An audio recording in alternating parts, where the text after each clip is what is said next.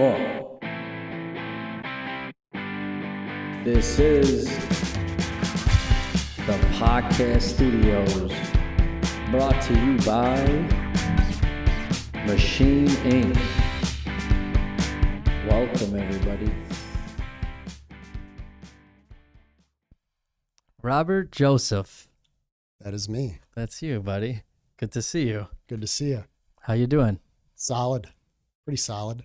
You look solid. Thank you. Been hitting the gym lately? Yeah, I'd say so. I'm there like all the time. So I work at a gym so that it gets but you'd think I would work out more because of that, and I don't. You're not. Like, yeah. When you're working in a gym, it's a little different. It's Yeah. crazy. Is it like not as fun then? Or do you not hit days like when you're working out it's like a hobby, you're trying to like hit goals. You lose sight of that personally when you're working and kind of focus it on your clients more?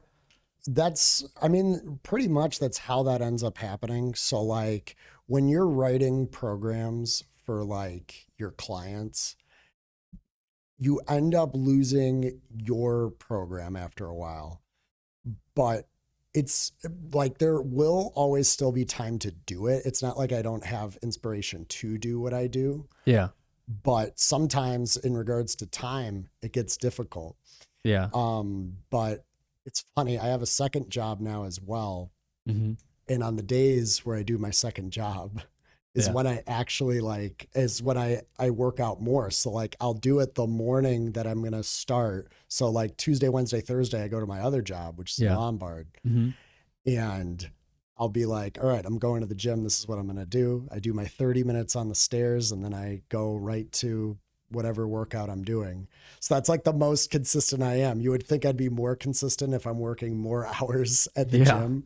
No, it's when I know I'm not going to be able to go to the gym until way later, then I'm like, all right, I got to wake up early. I got to work out. Got to make it happen. Yeah. It's kind of funny like that, right? Yeah. A lot of things are like that. If they're there, it's like, meh. But if you got to fight for it a little bit, then it's like, I got to get this in, got to get it done. It's that additional effort for sure. I think, and for some people, like, depending on their work schedule, that's more of like an inspiration for them. Like they're like, oh man, this is going to get hard for me to do. And if I don't do it, then it's going to suck later. Then I'm not going to be feeling good. So, and for me, it's worked out exactly that way. I got another job that's not in the gym. Yeah. And I'm like, oh man, I gotta work out. I know you did a competition not too long ago. I did. That was my first bodybuilding show. How was it? What did you think?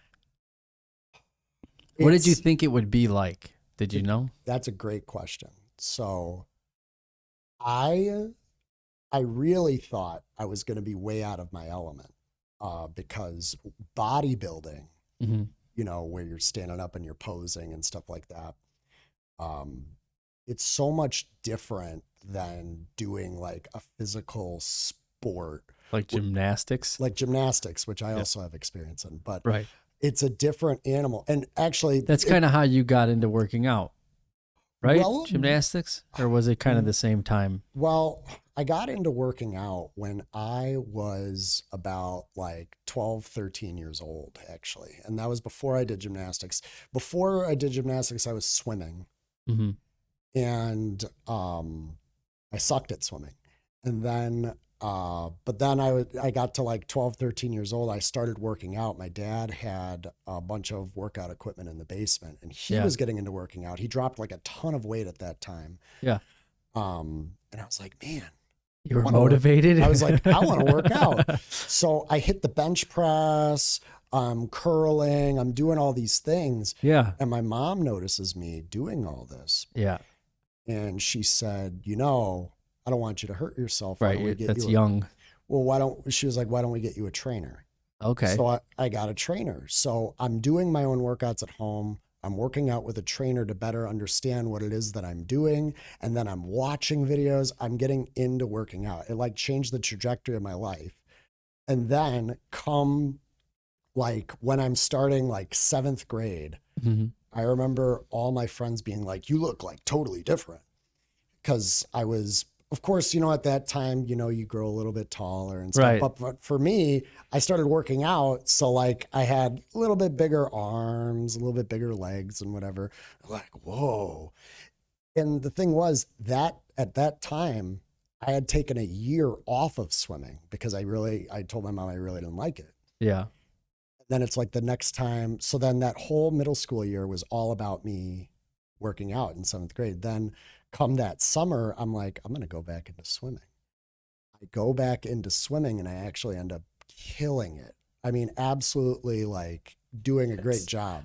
That seems like a long time ago. You seem to know, like, you're referencing it like it wasn't that long ago. Well, like 20 years ago, or no, you would be no. 7. How long ago would it be?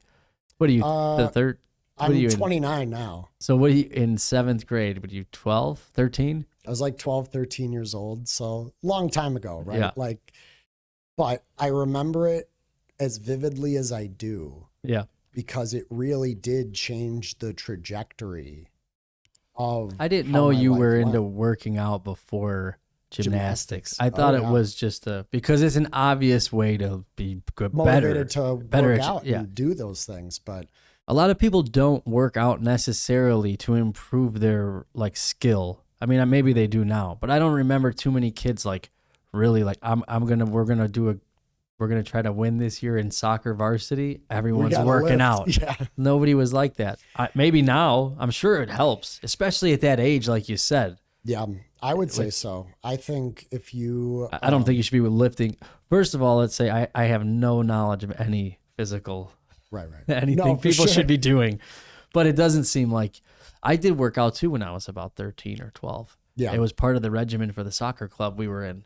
Well, it's cool. Which looking back, like you said, it's like you want a trainer. You want someone that knows, Yes, especially when you're younger. most definitely. And the big thing with like working out and stuff is that exactly what you said. You can very easily hurt yourself if you don't have the right guidance. And I was almost pretty much there. I was doing a whole bunch of lifts, squatting, bench pressing, and all that stuff. So it was a good thing my mom set me up with a trainer. And I took some of the stuff he would give me, but then I would also be like, okay, what is it exactly that I am trying to do, And I would start watching bodybuilders and stuff and how they would do things like Ronnie Coleman or Jay Cutler, Phil Heath. These were like bodybuilders, right? And me being the young whatever that I was at that time, Yeah. I'm thinking to myself, right, this is how you get big. This is what you do to get big, and this is the exercises you do. I was pretty much falling for the sales pitch of the bodybuilding industry. Which is kind of like wrestling too. Like you like wrestling a lot. It's yeah. kind of like in line with that. But did you ever? None of your exercising was ever geared towards that specifically. Was it mostly geared towards gymnastics? Well, it's interesting. I started gymnastics when I was like a freshman in high school. That's when I started. Yeah. And it was because my friends that were in choir with me said, "Hey, you have to come to gymnastics." And we would all egg each other on. We were all very competitive with one another. And sure enough, we were so competitive that we ended up being one of the best senior years that Addison Trail had at that time. Yeah. Because we all, before we hit our senior year, were making state. Like, I made state my junior year. My friend Daniel made state like sophomore year. Like, we were not guys that did gymnastics beforehand, which is those guys that are on that level. We started in high school. It was an uphill battle. That's cool. I didn't know you started in high school. I mean, I could imagine. I didn't think about it. But yeah. So you just kind of like worked your way into I knew like a championship, right? Yeah, I ended up being the last state finalist that Addison Trail had. The last one. Like they don't have, the IHSA does not now host the men's gymnastics state. Okay. So I mean, It's okay. I don't mind it. And really now Addison Trail High School and a lot of different Illinois high schools, they don't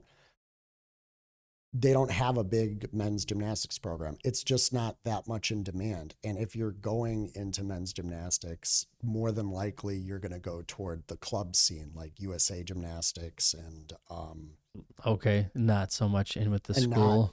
not so much, more so in the club sense and not like in the high school league. Because that's what actually determines whether or not you do things like college and things like, Olympics. But high school has to. I mean, if you do well, you're doing well, right? You know, it is because you do end up sometimes competing alongside people, like, especially at that time, I competed alongside guys that ended up doing it in college. Like, there was a guy who is awesome, and he ended up going to U of I. A couple other guys that were, I mean, really incredible gymnasts, and they ended up continuing onward. And we would call them club kids because they had been doing it their whole lives, and then they end up doing both club and high school and stuff. Simultaneously. Yeah, and It's a now lot. It's a lot of work. I couldn't do that. Yeah, that's a lot of commitment. Yeah, And then, like, what do you really do? Like, when you're done with high school, or I mean, like you said, there's not a huge push for it. It's very difficult. it is. Oh man, and it was mentally for myself. You got to imagine. I'm thinking to myself, I'm a fit guy. I think I could do pretty well. My freshman year, oh my God, it was rough. My freshman year of gymnastics, not only was it just generally hard for me, but I got a lot of I got a lot of flack. There were guys, because I was this big guy, there were a lot of jokes around me and stuff. They're like, you're the big guy, but you can't handle some of this stuff, or you're a big guy and you can't flip and stuff. And I was like, dang. And I was like, is this worth, sticking around for? And I'm glad that I did, because it was like one of those instances of nut up or shut up. You gotta run with them or just walk away. And I was like, no, you know what? I didn't like swimming, and I did swimming for years before I figured out I did not like swimming. Yeah. I'm doing this and I got to figure it out. And my friends that I did it alongside, they really pushed me competitively in that sense. So I was like, you know what? I already know if I focus on one event, which is what I ended up doing. If I focus on rings, I'm going to do good. And I thought I had an edge because by the end of my freshman year, I had a pretty solid like cross. Yeah. And it was like, all right, I have an edge on everyone because You got this I move. can do a cross. Yeah. I can't do much else, but I can do that. Yeah. But then slowly but surely, because I was focusing on one event, which freshman year,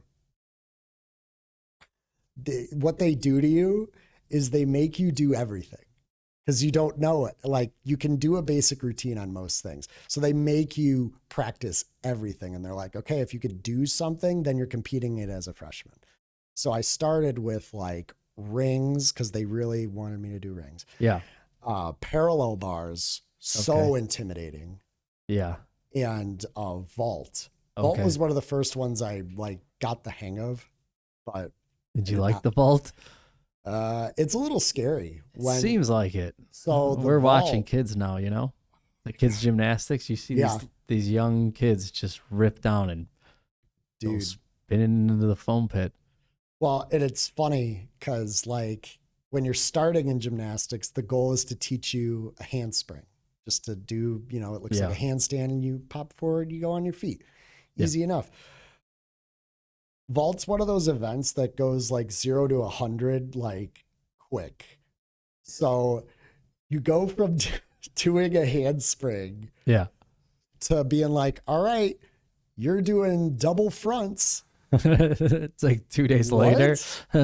Why am I practicing this? You're doing a double front. More often than not, you'll see guys doing what's called not a souk. It's another kind of trick, but essentially you do it, then you twist to a backflip and you do two backflips. Okay, I got you. Most common vaults there is in high school. Most common one. I always wondered about that separately from like skating, because there's this thing called a misty flip, which is basically like a front flip 180. Okay. But then it feels like from that, you can start doing backflips, right? Like you do that. If you have enough air time. Yeah, that seems like that's always something on like a diving board, let's say. I've never been able to like figure out how to change my momentum from being forward to backwards, but people do it. Like, Oh yeah. you got to be on something tall. You need to be able. You got to get up there. It's all about the air time and timing things out. To get myself more comfortable, this was a trick that my coach taught me, and I didn't realize how cool it was. He had me on the rings, and he would set up a crash mat really, really low to the ground. And he said, the crash mat's going to take you. I want you to first try just falling on your back. I'm like, okay. And the crash mat's there. Like, it's a really thick mat. Yeah. He's like, I want you to fall to your back. I'm like, cool. So I would do that. He's like, now I want you to fall to your front. I'm like, and he was like, and you got to make sure your arms are up. I'm like, okay, I could do that. Yeah. So I was do that. And he's like, now I want you to fall, but I want you to start on your front and then I want you to twist to your back. I'm like, okay, I could do that. And over time I learned how to twist that way. And I learned how to do like, a full twist, and I learned how to do it going the opposite direction. Then from there, it was all about me learning how to backflip and catch myself. He's like, okay, I want you to swing on the rings. And then I want you, when on your front swing, I want you to let your legs take you. And he set up a crash mat. He's like, if you fall on your back, you can fall on your back. That's okay. I just want you to get comfortable with letting go. Yeah. That's what I did. And then over time, he's like, okay, now I want you to land on your feet. I was like, okay, cool. And over time, it actually, it helped a lot. So then I got more comfortable with flipping in general. Like that progression is such a good way to teach people. Like you ever see people learn flips online? Sometimes I see it. Like the jump zones or whatever's around here. Where is the foam pit for like the ramp? Who's got the ramp? It's nowhere, right? Don't they? It would be so really much fun. There's so many kids that are really decent, yes, that would benefit from it a lot. I would benefit from it as an adult tremendously. I've always wanted to go to a place that had that. And there were ones, and there are still, I could go as an adult. Yeah. But it seems obvious. You got the insurance, you got the foam pits. If you already got the insurance. Some of these places, and they got the room. Oh, yeah. I want them to do it. I want someone to do it locally. Well, and you know what I really want? So we're at an interesting point where people are still kind of intimidated by the sport of it, right? They're intimidated by gymnastics as a sport, but they really do like the idea of learning certain tricks, and they like the idea of learning certain things, whether it be for like skating or diving and stuff, but they don't want to be parkour. Yeah. They don't want to be tied down to the sport element of it. And really, there should be something, I would like to call it like stunting or something like that. Learning how to stunt something. You're on the right podcast if you want to learn how to stunt. Yeah, I know. No, I'm just kidding. But no, that's funny. There should be, and it shouldn't be cheesy. It should be like all inclusive. Legit. Oh yeah. There's a lot too much money off of like selling to like parents with kids. And really, but only because it's dangerous. It's really dangerous. Yeah. So skating and all that stuff is very dangerous. So is gymnastics. And you have the pads and you have the things, and it helps mitigate the risk and the damage you do to your body. Right. You got to have those things. Yes. And that has to be all that you have, so everyone can just go and not get hurt and have a good time and be fun, Well, and think about it from like a coaching perspective, right? So when it comes to coaching that kind of thing, because when you learn these things, you have to learn from a professional, and they have to be able to help you through the process, and that kind of introduces a lot of different means of liability. To coach a kid, although it takes on more liability, it's easier to do because kids' minds are like sponges, and they can usually pick things up pretty quickly depending on who they are. looking at some skates. Yeah. No, there's this one guy that skates, but he's like one of the only people I see train. I can't think of his name, and it's on Instagram. I'm not gonna be able to find him. Yeah. But he trains like in the gym. So he'll like put on his skates and he'll use like ratchets and he'll like ratchet on, but he'll put weights on his back and he'll jump onto things off of medicine balls. And he does all this, like a lot of rollerblading and biking and skateboarding. I think especially rollerblading for some reason is a lot of core. I mean, there's just you're those G forces of ramps and jumping. You got to have it somewhere. So this guy just like loads on whatever he can, water weights, and he is really good. Like, and he trains and he puts up his videos. Yeah. And I don't think there's many people training like that for that sport. No. So he's really one of the better because of that. Yeah. Oh, for sure. Exactly. And that is important to make that distinction, because people will do things for fun. And people will do things in that sense, and they'll get that aspect of full send, right? Yep. Which is the most important thing. That's something you do when you're doing skating. So that's the first thing. But then when we're starting to think about being competitive and we're thinking about trying to up the ante each time, yep, then it's like full send isn't the only thing you got to do. You can throw yourself in and hurt yourself or whatever. Now it's all about like setting a goal and being like, I'm going to get this. Yeah. And think about that kind of skater who's doing like the weighted stuff. That's so huge for any athlete to do it like that. Even it was referenced in Dragon Ball Z. So Goku in Dragon Ball, he had like weighted armbands and weighted ankle weights, and he would take them off and everyone would hear it slam down because and they're like, what was that? And someone tries picking it up, he's like, this has to weigh like 100 kilos, or something crazy like that. And then all of a sudden he takes them off and he's moving like lightning fast and stuff. It's a real thing. I mean, no, it is. It's cool.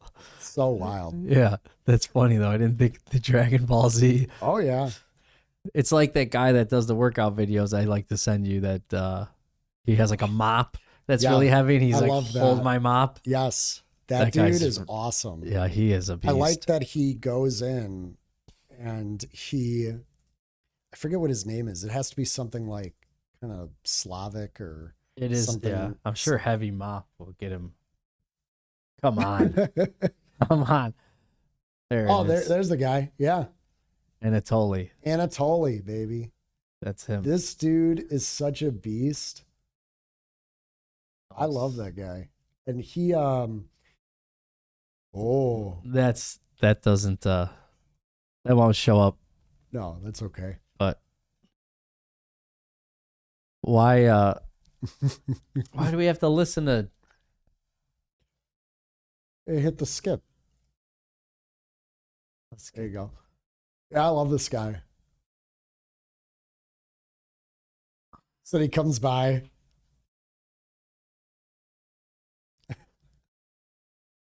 Oh. How much weight is that? Do you know? Is that 245 on each side? Or 180? 225 on each side? It might be 225 on each side. I'm trying to think. Yeah, I think that's 450. Each of those is either, they can be anywhere from 45 pounds to 55 pounds. Okay. Depending. It's probably like, looks around 500 pounds total, right? Maybe more. It might be because the bar is 45. And it's got weights on the end. So it could be 600-700 pounds. Oh my God. For the fake weights. And he just slams it.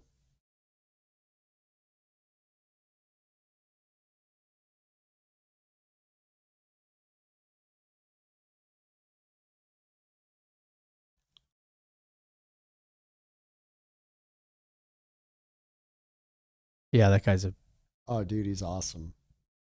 And deadlifting, it's a lot of strength, right? If you watch power lifters and stuff like that, it's a lot of strength. Yeah. But it's actually more so form on top of that. I was super into weightlifting when I was working out a lot. I like on my off season gymnastics, I was weightlifting like crazy, which was counterintuitive in some respects, but like I loved lifting weights. I saw you lift. What was the most you maxed out lifting? I think it was like one arm. You were doing these barbell lifts. No, I the saw how much. single arm rows. Yeah. So I was doing about, I think it was like 120 pounds or something. Single arm rows. Yeah. Just so people know. Yeah. So you were doing this Yep. position. Oh, of course, we want to buy a bop it. Yes. I want to buy a bop it. Do this single arm rows. We don't have. Pull it up on my Insta. Yeah, then we gotta log in. Here we Oh are. yeah, that's true. So this is single arm rows. Yeah. So you're doing this. He's trying to show like how to do it. And he's gonna do it. Yep. 100. How much weight is this? So that is like 5 pounds. That guy's doing probably like 50. He's showing the right way to do it. The guy obviously, yeah. So single arm rows are all about building your lats. Okay. So you're building, all this right here. So it's all about developing a thick and wide back. Okay. But it also works a little bit of like your biceps. So you're doing 120 pounds. Yeah. One arm. Mm-hmm. How many rows, I guess? It's just about, I usually try to do 12 reps each side. At 120? Yeah. That seems like a lot. What, have you ever tried to max that out? Is that not something you No, really I try to mean, max out? I try not to, but for my hands, so my holding it is actually the hardest part for me, at least. So I have to wear wraps on my hands in order to hold it tight. Yeah, right. Because I bet it takes a lot of stability. It's that grip strength. Like it's hard, and I have bad wrists now because of my experience. Like I pushed myself really hard in gymnastics, and it really tears away at you if you're pushing yourself as hard as like I was. Yeah. That's a lot of weight. Oh yeah. It's fun. I like doing that. My max deadlift right now is about 455. Wow. Yep. I could do That's that for all. How about- low is that? What do you consider a deadlift? You sit onto something? No. So deadlift would be like, just like what Anatoly was doing. So Okay, just off the ground. just off the ground. What's a squat? It would just be a squat then, right? If you have something over your shoulders. And you're going down, it's a squat. How far are you supposed to go? Does it matter? Some people go to like a chair or they go to something and come up like a cushion. It's kind of nice to do that. And I usually encourage people that don't want to hurt themselves to do that only because squats, it's very easy to hurt yourself, especially when you're trying to lift a good amount of weight. So to get more comfortable with it, to sit onto something is good. You don't necessarily have to. So traditionally, when you're trying to establish how strong you are, you do like without like a box and stuff, because the box allows for you to, stop the whole range of motion. But the exercise itself is you want to get just about to 90, maybe a little bit past 90 degrees, like you're past your knees. Yeah. And then you come back up. I can do comfortably. I used to be able to do around 345. That seems like a lot. I think the most It was I've a ever lot done. for me then. Yeah. I was like 150 pounds then. It's a lot.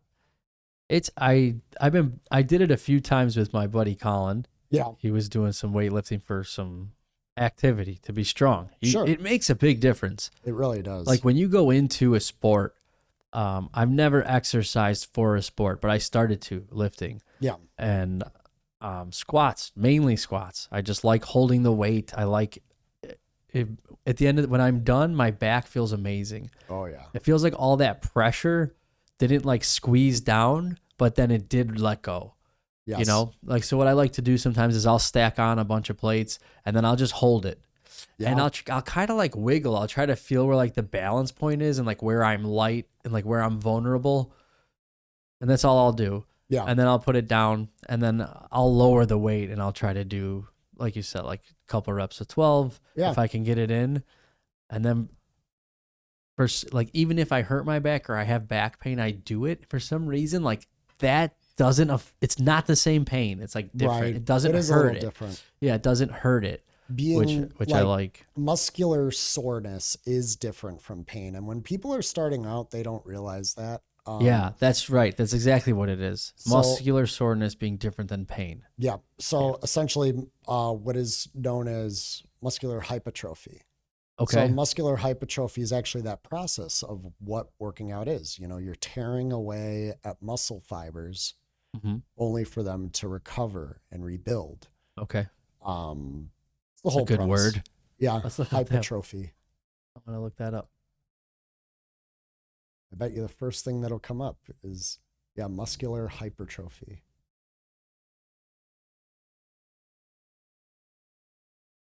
There it is. Yep. I'm talking about the science behind it and stuff like that. Let's get the AI. Why don't you read it off? Muscular hypertrophy is the process of increasing muscle size, typically achieved through strength training or resistance exercises like weightlifting, involving two main types: myofibular hypertrophy, which increases muscle strength, and sarcoplasmic hypertrophy, which enhances muscle endurance and size without significantly increasing strength. Interesting. Oh, yeah. That is a beautiful voice. That sounds practiced. That's like a thespian's whisper right there. That was. I don't know. Do they whisper? So the funny thing about this explanation is that the second one, the sarcoplasmic hypertrophy, it's funny that they mention endurance and size Without strength. without increasing strength, because strength is determined by how heavy. That is the traditional sense of strength. Yes. But endurance and size is pertaining to how much of it you can do. So going to failure. Right.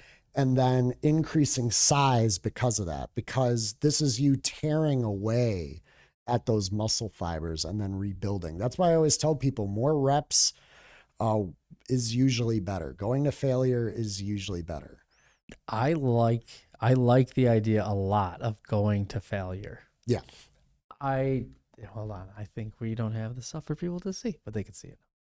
Oh, they can't see all of it. But the going to failure, I'm a big fan of, and I don't get to do it a lot, and that's Right. why. It's something it's not something you want to do all the time. No. But I think it's good to incorporate into your regimen.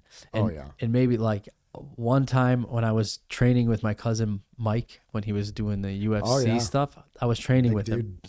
So I would do yoga and then I would train with him. Yeah. And those guys were on another level of like. Oh, yeah.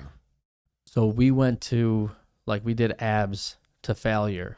Oh, yeah. And then we stopped for like a minute. And then we would do it again until failure. And then we would stop for a minute. And then it got to the point where like it was only failure. And then we tried to do that again for like 2 more minutes and we'd wait. Yeah. And struggle Yes. through it, which without going through it, it's weird to not be able to use your muscles. Yes. Like Exactly. it's weird. But what it also does, it's like you're always kind of crutching or babying something. And when you go to failure, those give way. So you're able to like really kind of flush out that whole system or that whole Yes. structure of muscles or however they're integrated for that motion. Right. I think, so, I'm a trainer, and I'm going to say this very genuinely for people that are trying to achieve a certain physique, or even for those that are trying to, just trying to lose weight. Okay. They don't need to think about strength necessarily. And when I have certain clients, bless you. Thank you. I have certain clients that'll go to me and they're like, man, I'm discouraged. I'm not lifting heavier weight and stuff. I'm like, is that your goal to lift heavier weight? What is your goal? Do you want to change how your body looks or do you want to lift heavier weight? I'll tell you when I want you to lift heavier weight if what you're trying to do is lose weight. But the fact of the matter is, if we let one goal stand in the way of the main goal, Yeah. we're going to go nowhere. You're going to keep finding reasons to not want to get to where you want to get. Do you find if people want to lose weight, if people want a certain body shape, Yep. you would set them up with a specific formula or what did you call it? What is the name you use? I mean, Program? right. Do you set them up with that? Like say someone said, hey, I probably am overweight or maybe I'm not, but I really want some junk in the trunk. Like I want a butt. You'd be surprised at how many women more specifically ask for, like they'll come and they'll be like, So really you wanna wouldn't work have my them doing legs. cardio? You would, I mean, what would you do? You want I to, would. if I want a juicy booty, give me the lowdown. I know you came here for a serious Oh talk, yeah. but So no, I think people would essentially, like to know. if you are, I'm gonna rephrase this. If you're a woman, Yeah. and you're telling me like I want to lose weight, but I also want to be thick, Yeah. I will essentially tell you, I'm like, all right, you need to regularly do cardio because I am not on the team of no cardio. I am on the team of you don't necessarily have to do cardio, but if you're trying to lose fat, Yes. you have to do cardio. It's part of your program. You can't avoid it. If you're trying to burn fat, you need to burn more calories. There's a whole toboggle around that, but I'm going to tell you from experience, if you're burning more calories regularly and you're doing more activity, you are in fact burning fat. But for building the thick butt, you have to then do legs. You have to do legs a lot. In that regards, you have to go to failure with a lot of different glute movements. So that being hip thrusts, squats, lunges. Is it low, step-ups. heavy and low? Like you're trying to hit like 3-4 reps and So you want to do, if I was their trainer, right? I like to do a combination of both when it comes to strength and when it comes to endurance. So what I'll do, I'm a little bit mean, is I will set them up for a couple of endurance exercises first. I'll be like, all right, right now we're going to do 3 sets of 12 lunges. You got to do 12 each side. Then you're going to do, then you're going to go to the leg press. And we're going to do a wide position leg press. Feet are going to be bowed outward, and we're really going to focus on the glutes. You're going to do another 3 sets of 12. You don't need to do too much weight, but we got to get that depth. Then we're going to do step-ups. Step-ups is where their feet, one foot's on a platform, one foot's off. You're going to step all the way up. You're going to step down, 12 each side. All right, now we're going to do deadlift. Deadlift, now we're going to go heavy. You're going to do 3 sets of 8. And we're going to increase weight each time. that sounds fun. Dude, Yeah. it's insane. And then right after that, now, okay, we're back to reps again. Now we're going to do hip thrust. We're going to do 3 sets of 12 for the hip thrust. Can I just say, it's so good to hire a trainer. I've never had one.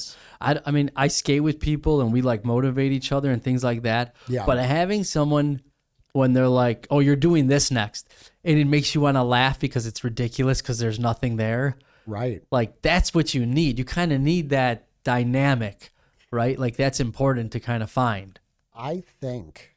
if you're looking for results. Yes. I mean, I genuinely think having a trainer, even as a trainer, right? yeah. I know that if I myself had a trainer, I would be able to push myself even further, right? Yeah. Anyone, I don't care how big or professional you are, you get yourself a trainer that knows what they're doing and because more often than not, a trainer is going to set you on a course that you weren't necessarily sure about. Like everyone has a different way of doing things. And because of that, all of a sudden you're like, oh, I never would have thought to do that. Or, oh, this is a different thing that I'm not used to.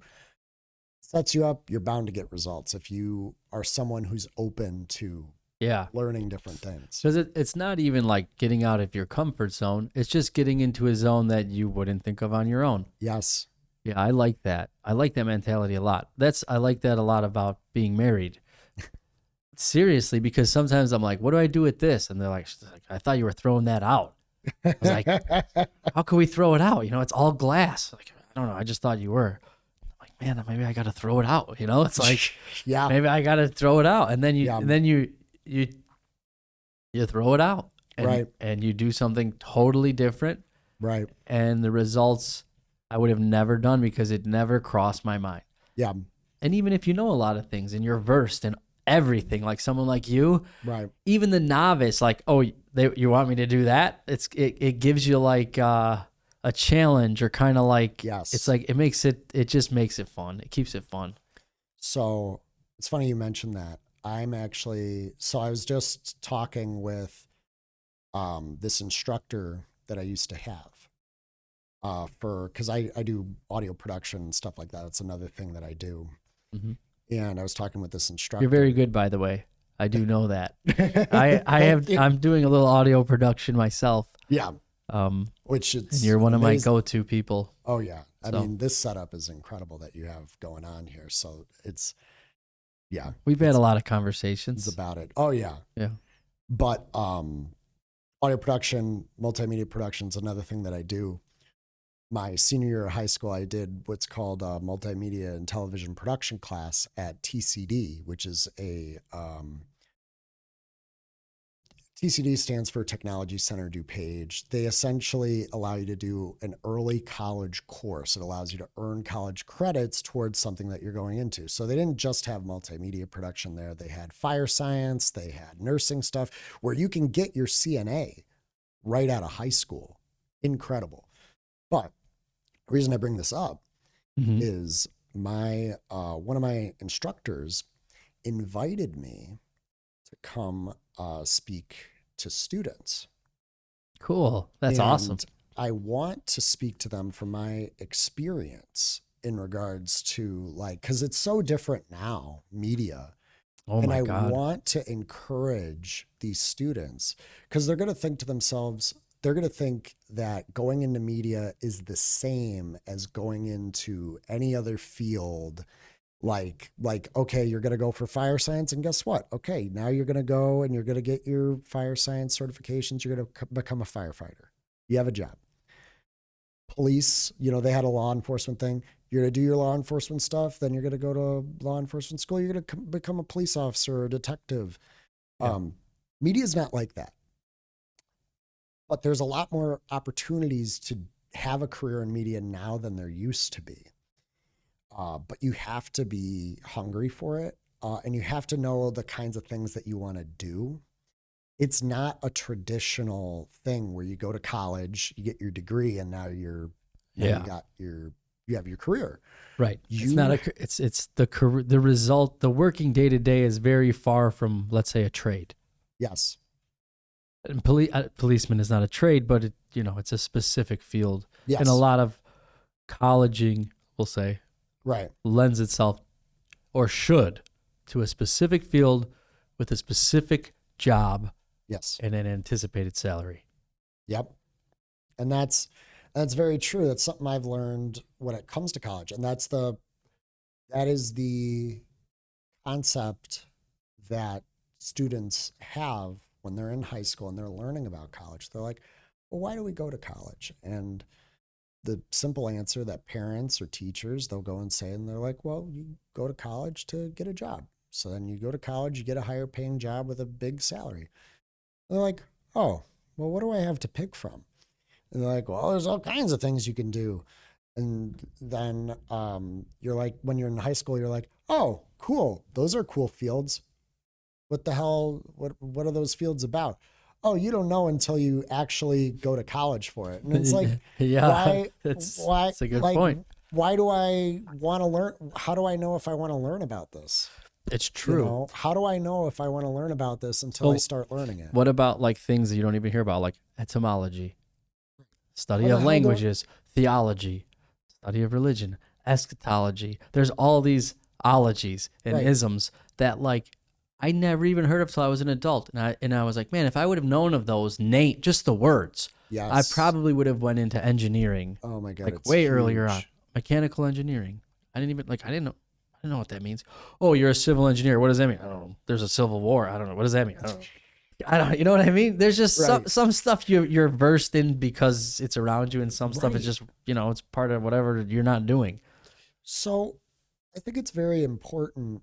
And see, you kind of hit the nail on the head there. Like, these are things that you don't know of until you're in a specific environment, like a college. Yeah, you have to be And like it's, over your head before you're exposed to it in a lot of ways. You have to be well, fully submerged. right. What's upsetting about this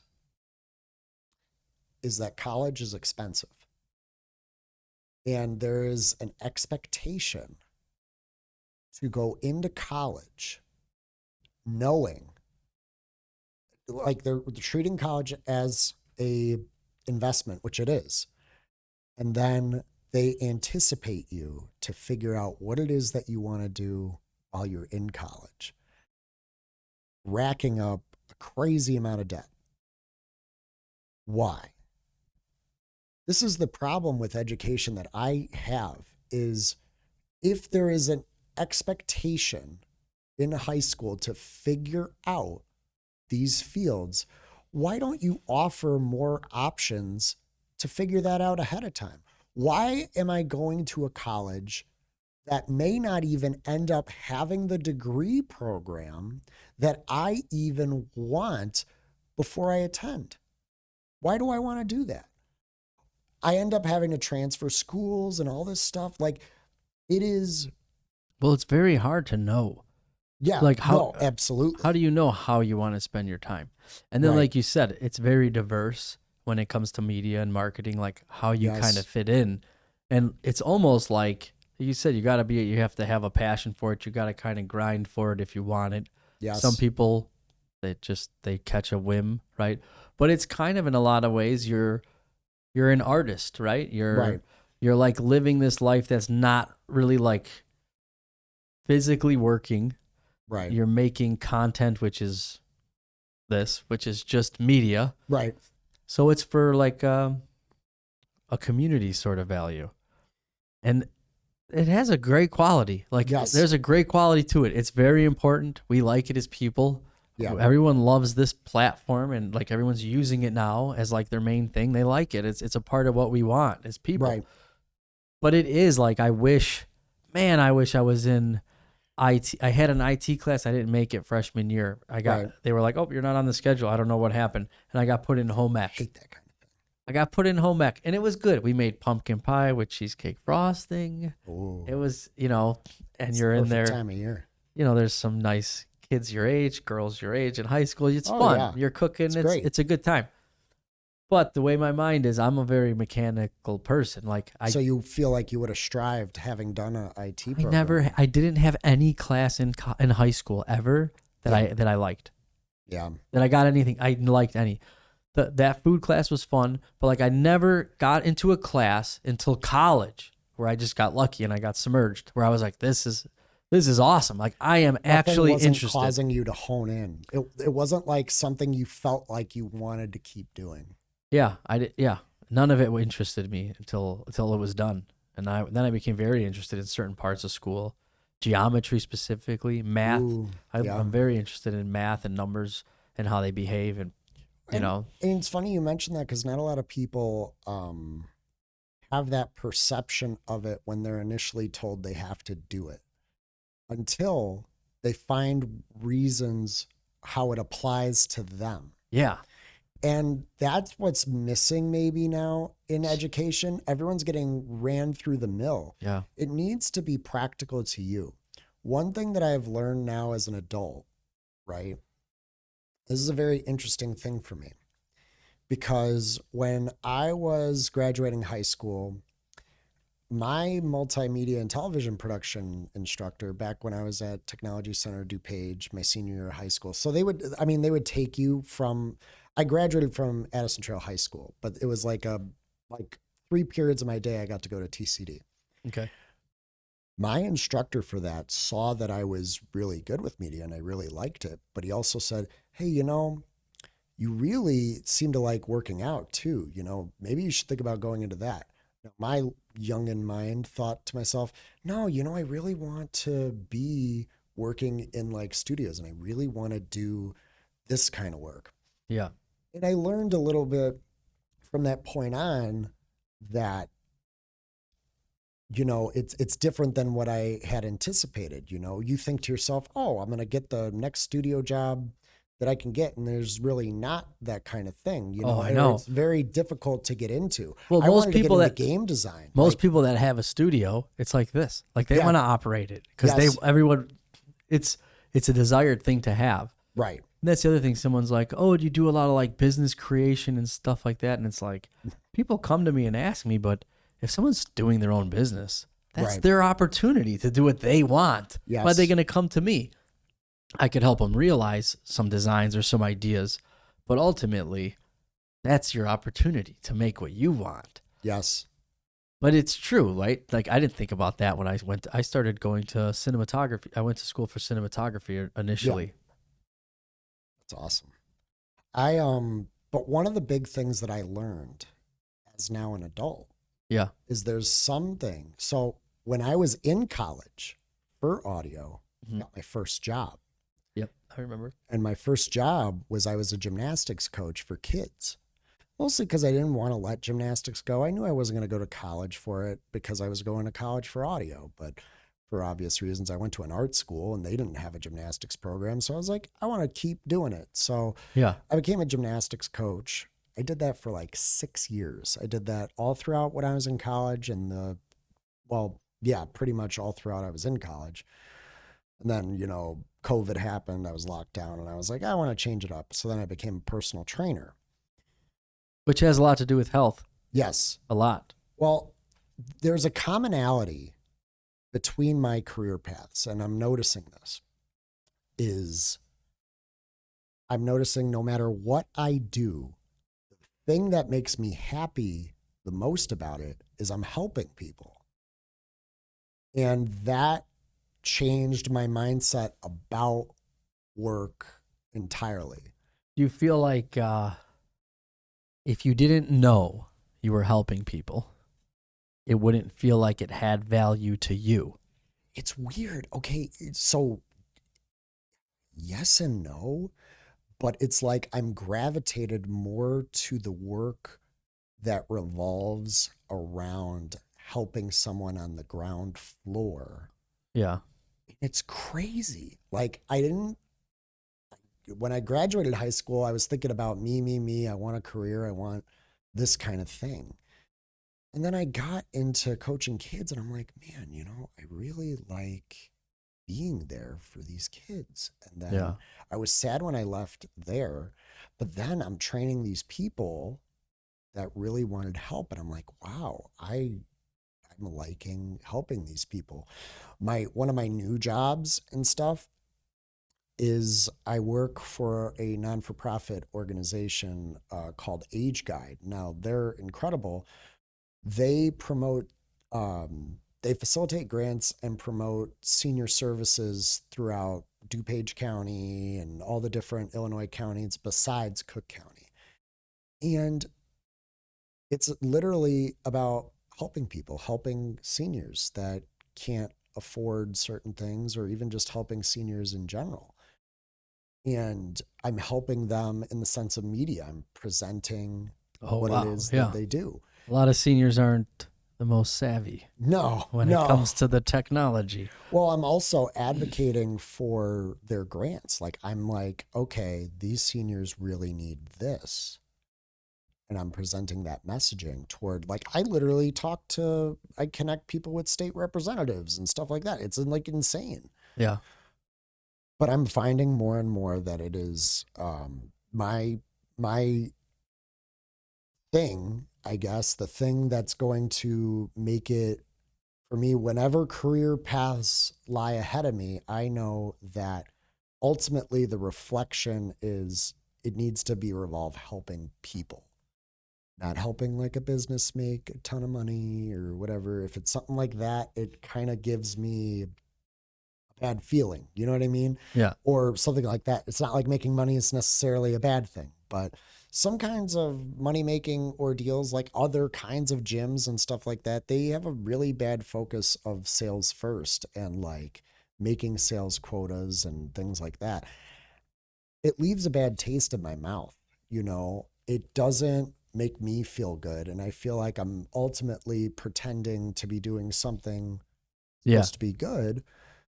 And I'm disguising it as something bad, especially when I'm locking them into like a 12-year agreement and stuff. And then they tell me, oh, you know, I broke my ankle. I can't come in. And I'm like, you know, if I have to be the guy that's forced the hand and been like, well, you broke your ankle, but I can only do this for you. I can't, you know, I Yeah. need to make money one way or the other. Or someone's feeling like, you know, I'm going to be moving and stuff. And I'm like, well, even though you're going to be moving, I'm not going to cancel you or whatever.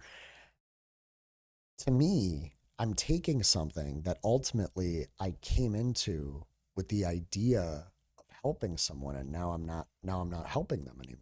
Now I'm making them upset. I'm hurting them. Yeah.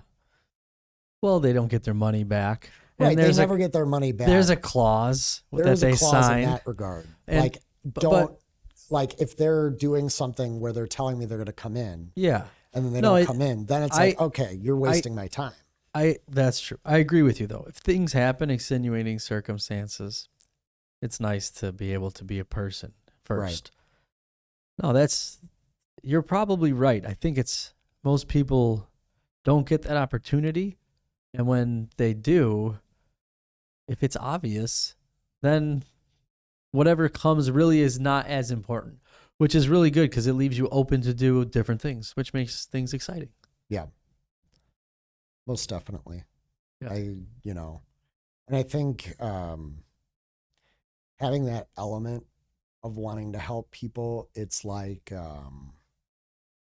it gives me a different perspective when I think about work because I know that I am not limited in that sense. Like, I know like that if the whole focus is just helping people, that there's a lot of opportunities for that, Oh yeah. you know, and that I'm not limited to just the first thing that comes my way, you know. Oh yeah. Well, that is now. If you look back, like you said, with being a teacher and with kids and things, it's kind of like looking at it. That seems to be where your specialty is. Right. So that comes your way pretty easily. Well, that's what you like. That's a beautiful thing.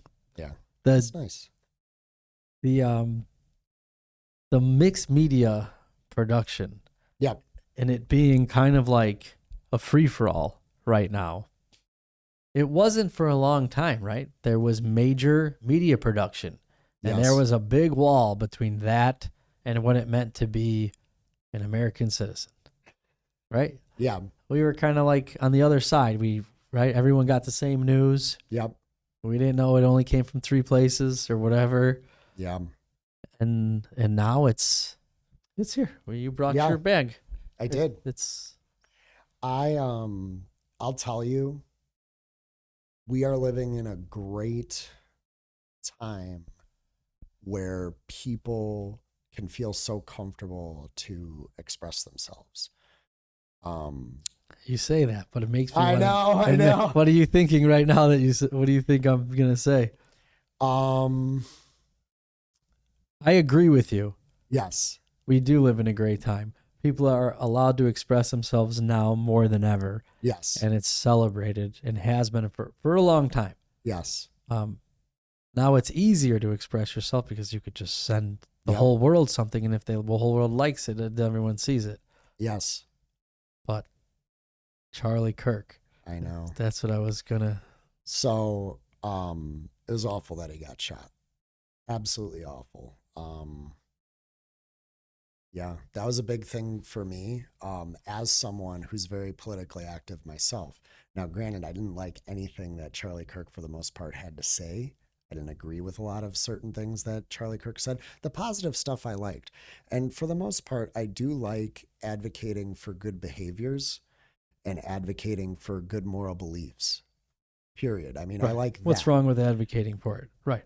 I think that's awesome. For sure. Wanting better of people is a good thing, ultimately. Even Andrew Tate, I don't like him. I think he's a scumbag. But at that same time, he helps certain guys feel more confident. And that is ultimately a good thing. Charlie Kirk, when he got shot, it sent like a shockwave through my body. Because I'm looking at Did you see it? I did see it. It was gruesome. You look a little traumatized. Oh my God. Like- It was scary. He got shot in the throat, dude. Like That's that's, what I heard, yeah. scary. I bet. I didn't see it. I It mean, looked like cartoonish. That's how Yeah. messed up it was. I bet. Yeah. Very traumatic things behave in a very I- basic way. I think the biggest thing for me is the idea not just that it happened to him, but it can happen to anybody, whether they're Republican or Democrat, whether they're, in that sense. It can happen to anyone if someone doesn't like something that you're saying. And that's been the case forever. And it will Martin be. Luther King Yeah. got shot. What do you call it? John F. Kennedy got shot. Ronald Reagan got shot and he survived. Did he? I didn't know that. And then he almost got shot again and he said, "You missed me." Like Trump Dude, he was a beast. Well, and then Trump got shot in the and ear. stuff. He got shot in the ear. That was really interesting, but that's also awful. You know what I mean? And unfortunately, that is. But why did so many people stand up against somebody for? I mean, I get it. Yeah, they have control. They're the president. What they say dictates a lot of people's lives. But it's like, does it? No, I it mean, really doesn't. No, it's exactly what you're thinking. Exactly where you're I at. don't see him. I'd be more inclined to think none of it's even real until, you know what I mean? I know. That's the scary thing with AI. I know. It can make anything. Well, because if you're 1,000 years, why would you can't believe anything you see? No. But then if everyone's actually kind of crazy, you can never believe anything you see. No. But I think that's kind of part of life. You're not supposed to. I mean, not you're not supposed to believe what you see. You're supposed to give things the benefit of the doubt, Yes. right? You got to be real with what you see, but you don't want to have convictions because what if you misunderstood? You have convictions on something you misunderstood. That's a slippery slope. I mean, I like where you're going with this because I have a firm belief that in life, when you're talking to someone, whether it be about politics or belief systems or things like that,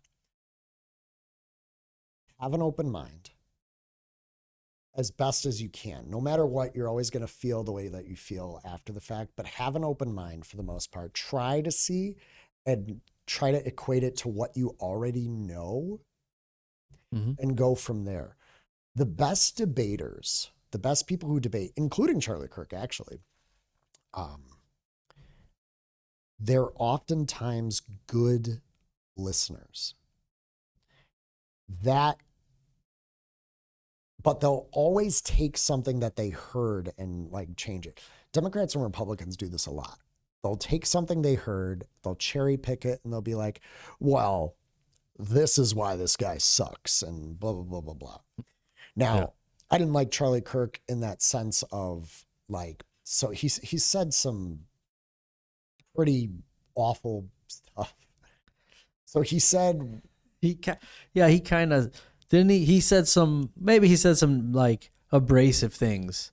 so he had This is said, I don't know. Maybe he said some horrible things. I'm going to say one that seems to be sticking out a lot more. But you could say whatever you want. No, and that's true. He did not deserve to get shot for the things that he said. And he wasn't even shot for that. But I have a he question. Was shot by a guy that was like Yeah. mentally ill. Right. And he- Supposedly. or if you're Oh, a conspiracy see. theorist, He got shot by Israel. you're somebody else. Yeah. But like what?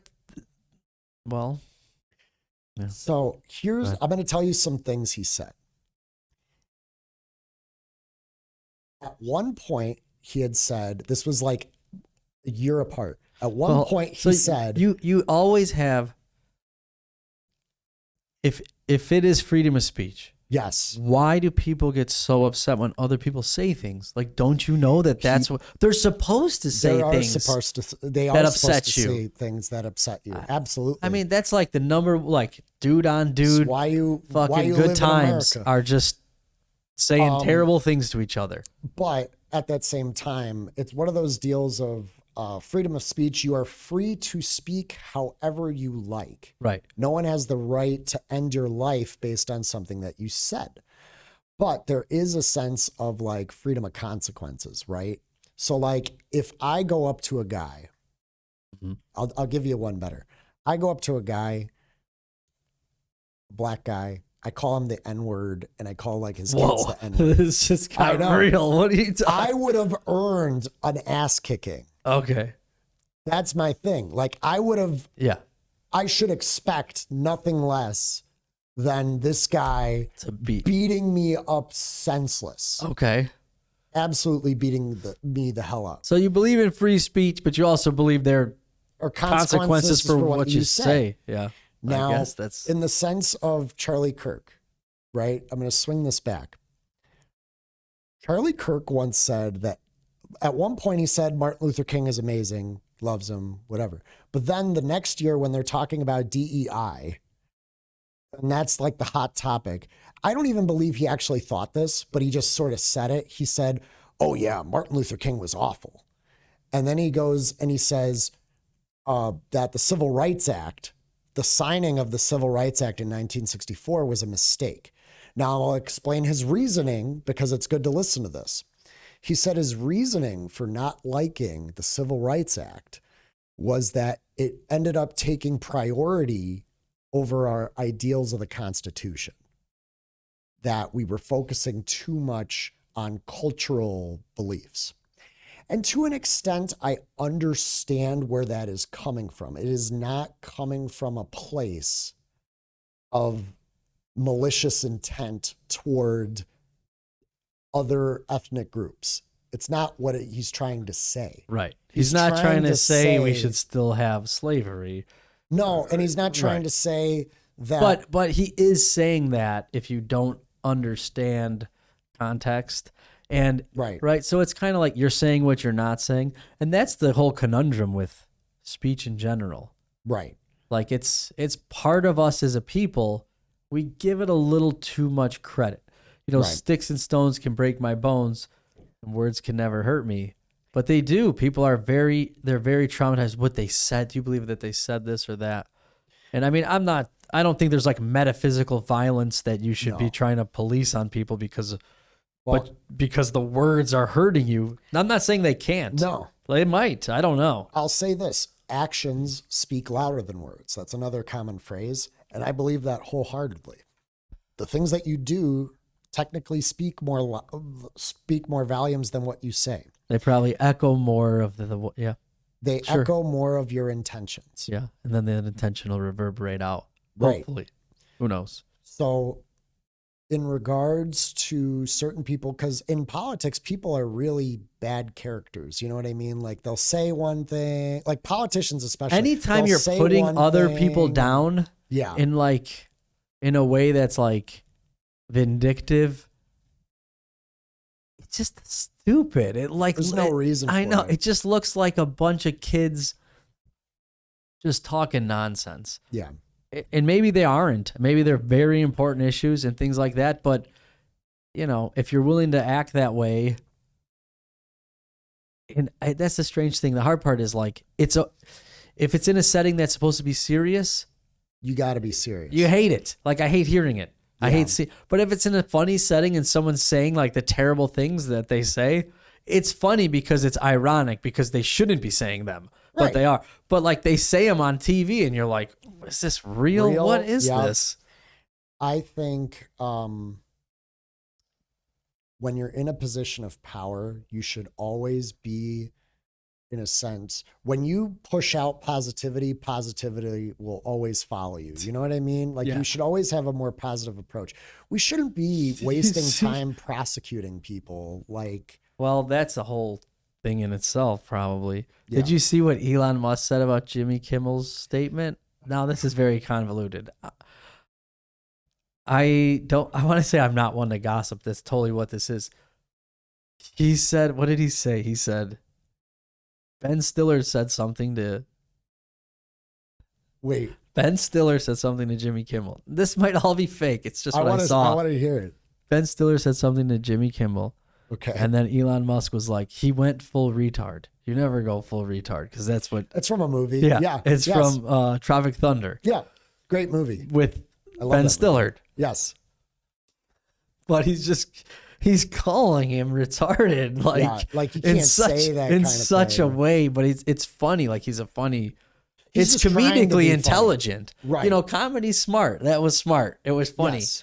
It was. I saw it and I was like, "Oh my god, that's so funny." I can't believe that He's came out of referenced- Elon yeah. Musk. But I heard he's really funny. Elon Musk as a person is a pretty Like on Twitter, I heard he's funny. Well, have you ever heard him on Joe Rogan's podcast? He says some pretty funny things. He's Yeah. pretty like, and typically I think I'd be a pretty funny guy too. If I You're a fun guy.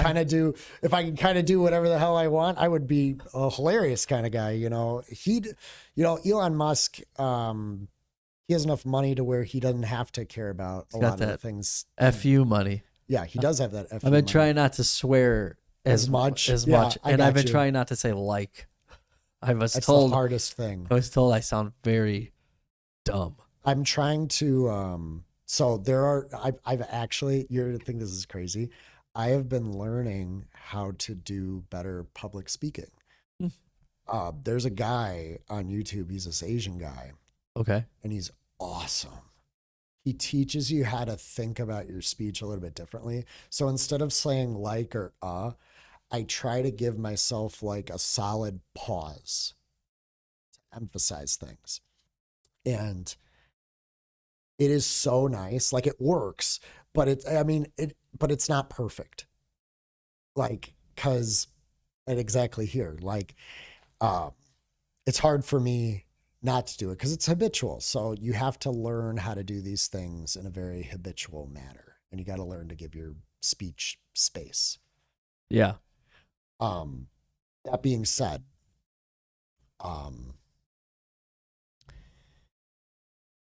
in regards to being funny, like comedy versus authority, like you got a guy like Donald Trump. Did you hear? See, he's serious and it's always funny. But sometimes when other people are serious, it's not funny. But when No. he says stuff, you're You're me, just like, I don't know why. it's hard for me to take him seriously. Yeah. No matter what he's doing. Right. Did you see the Tylenol thing? No. Oh my God. What Tylenol thing? With who? With him and Robert F. Kennedy, who's Oh. another nut. So they went off and they said that pregnant women should not be taking Tylenol because they believe that it causes autism in their children. Wait. Hold on. Trump pushes unproven medical advice around Tylenol and vaccines. Yeah. This is NBC News. Yeah. Trump attacks Tylenol again. But here's the funny thing. His claim- Here's okay. the funny thing. Like, people are smart, okay? Yeah. People like things that have to do with the majesty of the world. Yes. Yeah. Like, just forget about Tylenol and Trump and show us like some bioluminescence. Oh yeah. Like, give us some documentaries on some more fish that change colors. You know what I mean? Yeah. Like, let us be in awe at nature as a the whole. good things Not instead of the craziness that is this. We'll watch. I'll still watch. I'll like it. I'll ignore all of this. I Yeah. promise. Dude, I couldn't even believe it. But they made a whole statement. So the whole reason they did this was Robert F. Kennedy, who is their, I don't know, HHS, something about public health. That's his position. Okay. I do. This sounds familiar. So he has been on his goal right now is to find the cause of autism. That is his goal. We've known what the cause of autism is. It's a genetic predisposition, but he believes that there is a substance-based Yeah, I think there might be. They say, I mean, I think the ideas around it are that it's two ways dietary. It's dietary from vaccines, right, and dietary from processed carbohydrates, certain processed foods that are heavily distributed to kids and heavily parts of their diet and heavily addictive. The thing is, when you can't create a constant, right. everyone has the vaccine and it has aluminum in it, you know, is that why, you got all these kids licking their lips? Is there like this metal taste? I don't know. Or That's is it good. just part of like, is it a mineral, like what causes it? We don't know. We don't understand. Right. It's hard to think it's not chemical because I mean, we are chemical creatures. Yeah. Like we're influenced. So exactly what you're saying. We are influenced by the chemicals we take in, and that causes things. It's not like it doesn't. Oh, it The does. problem with autism is that we have a different understanding of autism than we did way back when. Now, so the big thing that I try to explain to people, and I was an inclusion aide back when I was a gymnastics coach. I would help those with special needs. And you see a whole bunch of stuff, you got kids beating you up and whatever. They act in different ways, but then some are honestly like pretty, not to say normal, because that's a bad way of putting it, but Right. they are a little more functional. Now, They're a little more willing to cooperate. right. And I think part of it is like a not willingness to cooperate is only a requirement for society. Right. And we have societies, and you want people to be acclimated to societies, right? You Right. want them to get because then you get to live a life and have a family. It's hard to do those things if you're not acclimated to society. Well, But giving a fuck, like if I just wonder if a lot of the kids just like it comes down to like expression, yeah. right? And I think like if you feel like expressing yourself or saying something as an adult, you're allowed to do that. But as a kid, they have this autonomy and they have this level of awareness and they have this level of intelligence. Yeah. We did not. So you give somebody the ability to have almost like an intelligence where they're twice removed. They get to see it. They get to understand it. They get to abstract it. They don't get to get away from their feelings. They don't get to have a say or have any autonomy. So they feel very much the victims of their life. And if it's a happy and good life, good. But that's so subjective. And being heard is important. Yeah. And being listened to is important. And if you're a hypervigilant adult, you might just have a hypervigilant kid. And you make them like your project and they're fine. They should not that they shouldn't be your project. Your kids should be your life, your love. I mean, I don't know how they couldn't be, but if you have children, it's not something there's ever going to be like, I don't think an actual like hardcore answer to, but I think because it's 1 in 32, if it's 1 in 32, that means that's what they've documented. Right. Well, that means it could easily be 1 in 15, right? If you want to talk about like behavioral tendencies or like certain types of, we see patterns, right? And we like to identify the patterns and say, oh, it's this. And by saying it's this, we say it makes it seem not human, and then we want to like stigmatize it. But since it's such a high number, we can't. You're going to lose too many people in the population. You can't. Everyone's unique. You can't stigmatize it. Well, and I'm a victim of that. So just in regards to autism, right? Mm-hmm. We've changed the way we think of autism. And now there are more people that fall into what's called the autism spectrum. And that's ultimately what ends up showing the spike of what changed in regards to autism. A lot of people equate that to vaccines. But a lot of it more so has to do with our understanding of what autism is. But I was a victim of exactly what you're saying, of that stigmatizing. So growing up, this is before I was 12, 13 years old working out. Yeah. I was someone that had difficulty in school and had behavioral difficulties. And because Like you just didn't want to sit still didn't want to sit still, and you didn't want to be didn't want to obedient. listen, didn't want to. You wanted to just do whatever you wanted to do. And not only that, I had issues socially. So I had issues socially with other kids. I did not understand certain things. A lot of it came from, and I had difficulty with my emotions and expressing myself. I would get angry and I would get really, upset. And so upset that I would break things, or I'd get really, really angry. A lot of my issues, I'd like to think, more so came from trying to better understand like a lot of the traumas that I was going through and stuff like that. Because I was in a relatively hectic household where, things were going on like that. But at that same time, how do you express yourself in that kind of thing? And how do you go into another environment and express yourself in a certain way? It's difficult. And it's hard because I didn't hang around a lot of different kids until I was older. So a lot of my social outlook was like, I really wanted, at certain instances, I really wanted attention, and I really wanted, I didn't know how exactly that was. I didn't even know that I necessarily wanted attention. As a kid, you don't just go, I want attention. Right. You act right.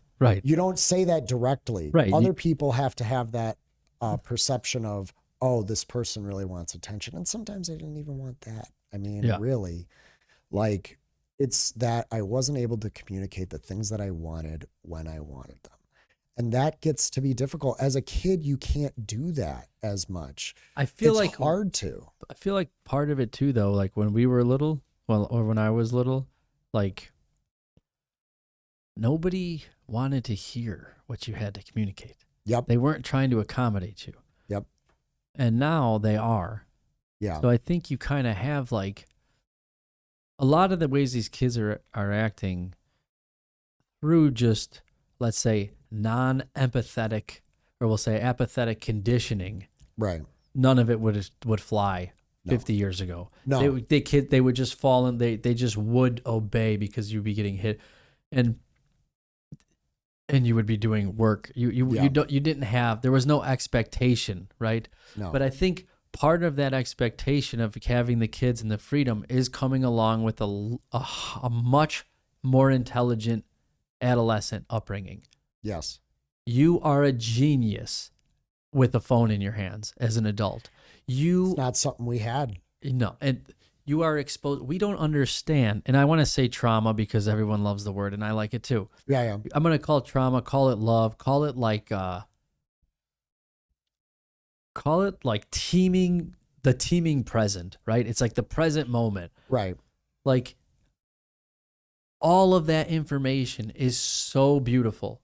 That camera, that phone is a beautiful piece of technology. Yes.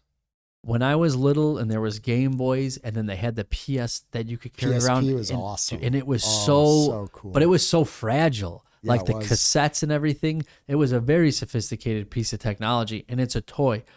And then what we have there is beautiful. It lies to us. We don't know it's not a person. We know superficially, but when you see the naked people, it gets you excited. I know this is a cheat. That's what's on there. Or let's keep it PG. True. When you see somebody like hit a bunt and the ball flies at the screen, you flinch. Yeah. And it's very, it conveys a lot of reactionary elements. Yeah. So if you know it's not real, well, why are you flinching? And you say, oh, those are my instincts. Oh, well, your instincts, the part of you that controls you, doesn't know it's not real. The superficial, abstract, imaginary part knows it's not real. Right. But does that part really operate in reality as much as you give it credit for? It's sensory. So like it's reactionary Yeah. sensory things. So, but that's the thing. Like, where is that knowledge? Like, where? So you have this thing that's beautiful, and it lies to you, and you get the entire history. It's like if there's such thing as the Akashic records, and you wanted to go and meditate and see the past. Right. You don't need it. You just give your 2-year-old the iPhone, and that's what it is. It's like it's access. It's like the zeitgeist's manifestation. So this, I want to say these words because I've been thinking about this. So it's the, like, this is totally different. I don't know why I'm going to bring up this word, but the blockchain is like the physical, digital reimagination of the Akashic records through the human zeitgeist. Okay. Like, that's the idea or something, as like a cool, like, futuristic projection of like what we're going to try and do. I believe, and you're onto something, I believe that with what we know now and what we have the ability to know now, this fundamentally should change our perception and our ideas as far as what education is. Oh, my Why gosh. do we have education the way that it is? It's been the same way for decades before us. We need education to change to where because in education, we tell kids to put away their phones. Oh, right. I think that education should have more technology, in my opinion. But you need to be able to combine the technology with the practical learning. Yo, this is such a point that comes up here a lot. It needs, and like we have an education system that is way stuck in the past. I'm sure there's some innovations out there. I'm not going to deny it. It's super antiquated. Even their lunch is terrible. It's like a mill. It's very just, there is no means. There's no excitement. I would go to school every day and I would sit there out of my mind and just be like asleep. Yeah. And the information I got out of school was just like by mistake. Like you just learn it as being a part of it. And it does make sure a lot of kids get the education that they need, because otherwise they might not have it. Right. But history class and all that stuff, like, you want to feel productive. Right. You want to feel alive. You want to understand, botany. You want to understand simple agriculture, yogic principles, health principles, not just a health class. Like, that should be what you do as a child, not so that you understand it abstractly, so that it's part of your life. Well, and here's another thing, because it speaks to a lot of what you're trying to say in regards to it needs to speak to you, it needs to stick with you. The problem with education as a whole is, and this is what's going on in regards to why people are complaining about school, because these kids can retain. They can. They've been able to. Now, granted, they retain differently, but retention only goes so far. When I leave high school, I don't remember certain things. I don't remember that the mitochondria is the powerhouse of the cell all the time. Right. Or the fundamental ins and outs of what goes on with a mitochondria. I know there's sugar involved or something. Sure. How is it right? But this is the thing. Who is to say? I am like probably a rare exception to all these other people that were in my seat. I'm going to make a distinction, that were in my position as your average, like, I was in an IEP. I wasn't in an honors and an AP class, but I'm going to bet you this. These same kids that were in honors and AP classes don't remember probably 2/3 of what they learned, what they were supposed to retain back in high school, because they don't use it. You don't use it. Yeah. That's why, like, math, like specifically math, when you start getting into math, it's really good to use it. Like, it's really good to build things with wood that use complex joinery. Right. And one of the main reasons is, first of all, it's complicated. It's good to know how to do complicated math. Yeah. The other is you start to realize that material is like very inconsistent. Yes. Like you want to make a picture frame, you set the blade at 90 and you don't understand why the corners, you're like, it doesn't make, well, I set it. Well, then you start realizing like, okay, then you got to true up your blade. Now, when you pull it down, I got a little wiggle in my blade. Right. You know, so it's like, there's only so much room for error. And then you start to appreciate what it means to have things that are like actually of good quality. Yeah. And I think until you start building it and you realize how hard it is to do that, you can't appreciate it because you have no gauge. What you're explaining right now is like the fundamentals of what is like innovation, right? You're given the practical knowledge in regards to mathematics. Yep. And then you have to innovate and change based on, that's the difference between practical knowledge and like learning something you learn the fundamentals. And then after that, you have to learn the practical knowledge of, okay, I have a situation. Right. I have a problem. Right. I need to be able to solve it. Yes. And that's what ends up happening. But a lot of young people get very scared of problem solving. I was one of them. I get really frustrated sometimes, but I really try to figure out how to do things. The other day, my car battery died, right? Yeah. Now my battery's died in my car before, right?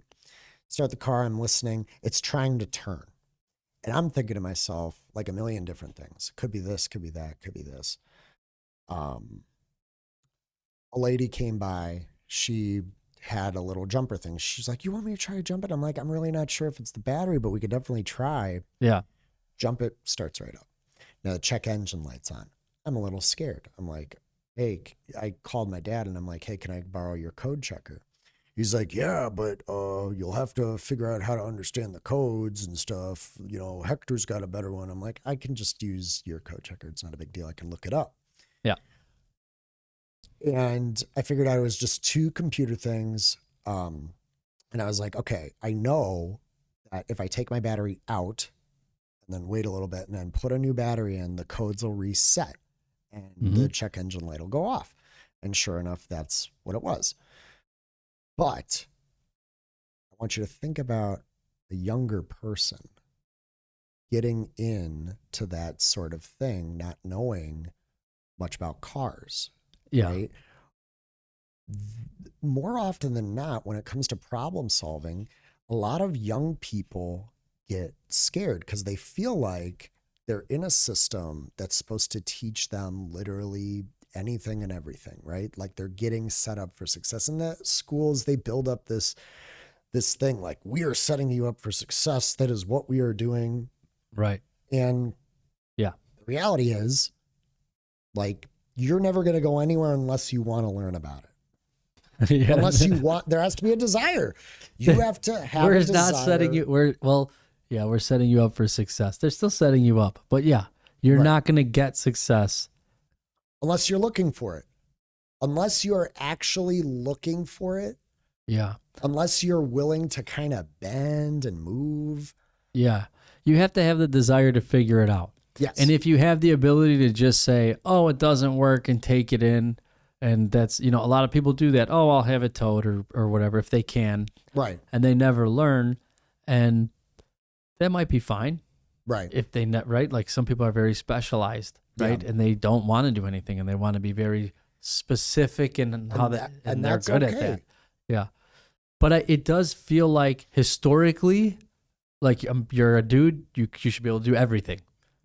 And kind of like with the internet now and how expensive everything might get and the access to information, it's kind of like when you go to someone and you're like, hey, my battery doesn't work. They're like, yeah, don't you have the internet? You know what I mean? Pretty much. It's kind of like do it yourself. So many times I'll call because I need work done. I need something done. And they're like, well, you could just do it yourself. And I'm like, yeah, I could do everything myself. But I'm asking you right now, I want you to do this for me. Yeah. I need it done, right? Yeah. So, but a lot of people, and a lot of things, if I can do them myself, I like to. Yeah. Sometimes you need assistance. But and why do you ask? because you can only do so much. Right. And you want to pay for the convenience. You want to, like, I can go pick up my food myself, but I like doing the Uber Eats. Finding this, this is the downfall of the next generation. Is Everyone's the going to delivery. do Uber Eats. Yeah. COVID made it so everybody does Uber Eats. Yeah. Well, it is easy to fall into those, Yeah. conveniences and things. But if nobody is going to show up for you and you have to figure it out or you don't have it, that's like, how do you teach that? And I don't know if you can, like, can you teach creativity? Can you teach critical thinking? Can you teach problem solving? You gotta just throw them in an escape room. I want to say you can. I mean, I think you can. But I think it comes from, like, feeling safe. Like, you have to be a certain age. You have to be able to trust yourself. That's true. If everything you do, everyone is watching, and if you do a good job, they say yay, and if you do a bad job, they say no, then you say, well, I don't want to do this because I don't want people to say yay or nay. Yeah. Right? And that's now, true. if you're in an environment where nobody watches, maybe you want attention. There's so many variables, especially when you have kids and you watch them and you see the playground. But to say, like, I think there is. I think, like, building this, there was a lot of things that I ran into walls that I just was able to, like, work around. Yeah. Where I could see, like, man, if I went in here with a plan, right, I would have never finished it because the plan would never work. Like I told you before, this was all going to be wireless. Yeah. And if I was stuck on what I thought, I would be stuck there. And a lot of being creative is just the ability to let go, to say I was wrong. If you can say you were wrong, you can change. And then if change is creativity. Right. So I think a lot of it has to do with creativity, and a lot of that has to do with being, those two things. You could move past things, and then you can entertain different ideas. Or figuring out your own solutions. Because oftentimes there are things that not one solution is absolute. You know what I mean? Like, absolutely, yeah. You will always be able to find alternative solutions. And you're supposed to, because some solutions don't work necessarily for you. Like, let's say, for instance, like I do mobile phone repair here and there for some friends, right? Mm-hmm. Let's say they tell me, oh, well, I don't want to have to get my screen repaired if I just have like one crack in it. And I'll be like, well, let's see. What if I find something different for you? So I've actually found a solution for that. I don't know if you ever heard of UV glue, but essentially it's like a type of glue.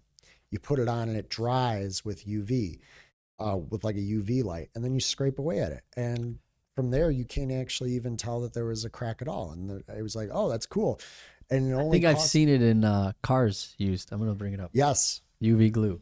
Yeah. But yeah. But it's another one of those solutions to a problem. Like, okay, clearly this guy didn't want to pay me $200-$300 for this. So I'm going to charge him just like $100 just to fill in a crack. Or a scratch. Some people will come to me with scratches, and sometimes I'll tell them, I'll be like, well, you scratched it. I don't know if it'd be worth like getting you a new thing. And they'll be like, well, I don't know if I'm going to get my trade in. And I'm like, okay, well, let me figure this out for you. Yeah. And they do it too here. Sometimes on cars, I see it. It's mostly a nice solution for like glass. Like if you have a crack in glass, and it dries with UV light. It's UV and then sensitive. you just sand it down. Like you could just sand it down, rub it in really good, and then it's nice and flat. Then you don't even know there was a crack or anything there. Yeah. It's nice. But, it is. It's cool in that sense to be able to do problem solving in that way, and something that's projected me. It's very gratifying. Yes. I want to say something as a parent. Yes. One thing. And I don't want to give anybody advice specifically, but in generally, whenever you show the kid something, in a lot of ways, you're taking away the experience of solving it. Figuring it out, right. Yeah. Or them being creative. showing them, you being creative and showing them, oh, look, what about this? Isn't this a good idea? It is, but it's also what there is to be excited about. So you're kind of taking that. It's really hard for a kid to be excited for you. They want to experience it themselves. And in a lot of ways, it's hard because when you can't get something figured out, if you're young and you have a temperament, you get frustrated and you break shit. Yep. As an adult, you want to help. You like, hey, they're so smart. You're like, hey, if I could get them to calm down, they could reason with this and do it. Right. So you want to go in there and try to do those things. And I'm not a doctor. I don't know how you're supposed to do that if they're getting upset. But I do know if I can stop myself from being like a helicopter parent and just like leave them to whatever they're doing. Like they don't break the glass. No. They don't smash it. They don't they spill a little water, but they'll find solutions. And then when they do, they're so excited to share those with you. Right. It's hard to do. It's hard to sit by idly and just watch somebody them struggle. make mistakes. Yeah, or like watch them do these things. Yeah. It's hard. even like putting a pant leg on, and it's like tough for them. You're like, You're almost there, buddy. Yeah, you're like nothing. It's it's fun. I'll tell you, that was something that was, that was something that was difficult for me as a coach, because I would oftentimes spot people, and that was a very difficult thing for me, was being told, hey, don't spot them. We want to see them do it themselves. And I can tell that I was holding someone back by spotting them. So I had to let them fall in order to figure it out. I'm like, you got to throw your hands up. You got to do this. And eventually they would do better. And it was hard for you. It was hard for me to step back. Was it hard for you to breathe? How was it hard for you when you say it was hard for you to watch? Well, like what happens to your physiology when you have to just sit and wait? Well, when it comes to like in the sense of spotting as like someone who spots backflips, like I'm spotting a backflip. Yeah, there's something dangerous there in front of you. There's something dangerous there. You have to be ready still. I still feel like I have to do something.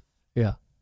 And like I have to be content with them just falling. There's a crash mat under them. They can fall. It's okay.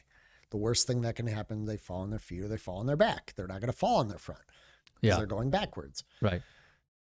But it's still scary. You know what I mean? Like it's still, in that sense, it's scary for me to watch them get hurt. But at the very least, I can tell them, hey, when you get hurt, this is what you got to do for next time. And then over time, I don't have to spot them as much. I won't spot them unless they ask me to spot them, and that's something you got to, get rid of. Now I'll tell you in another sense, when I was younger, my sisters, I would play video games with them.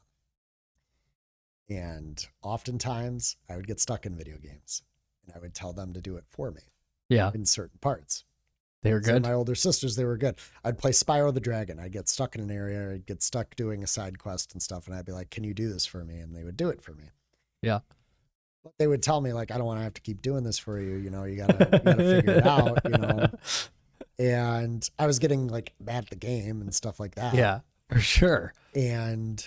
But it's funny because after a while I felt bad about having them do it and stuff. Yeah. So I was just like, I got to figure this out. So then sure enough, I got older and I figured out how to do things, even though it would piss me off, and I would end up. And so now I can play through all 3 Spyro the Dragons, like within like 2 to 3 days. Like it could be done. Really? Straight quick. through. Oh my God. You know what? It's true. Having Super Mario Brothers 3.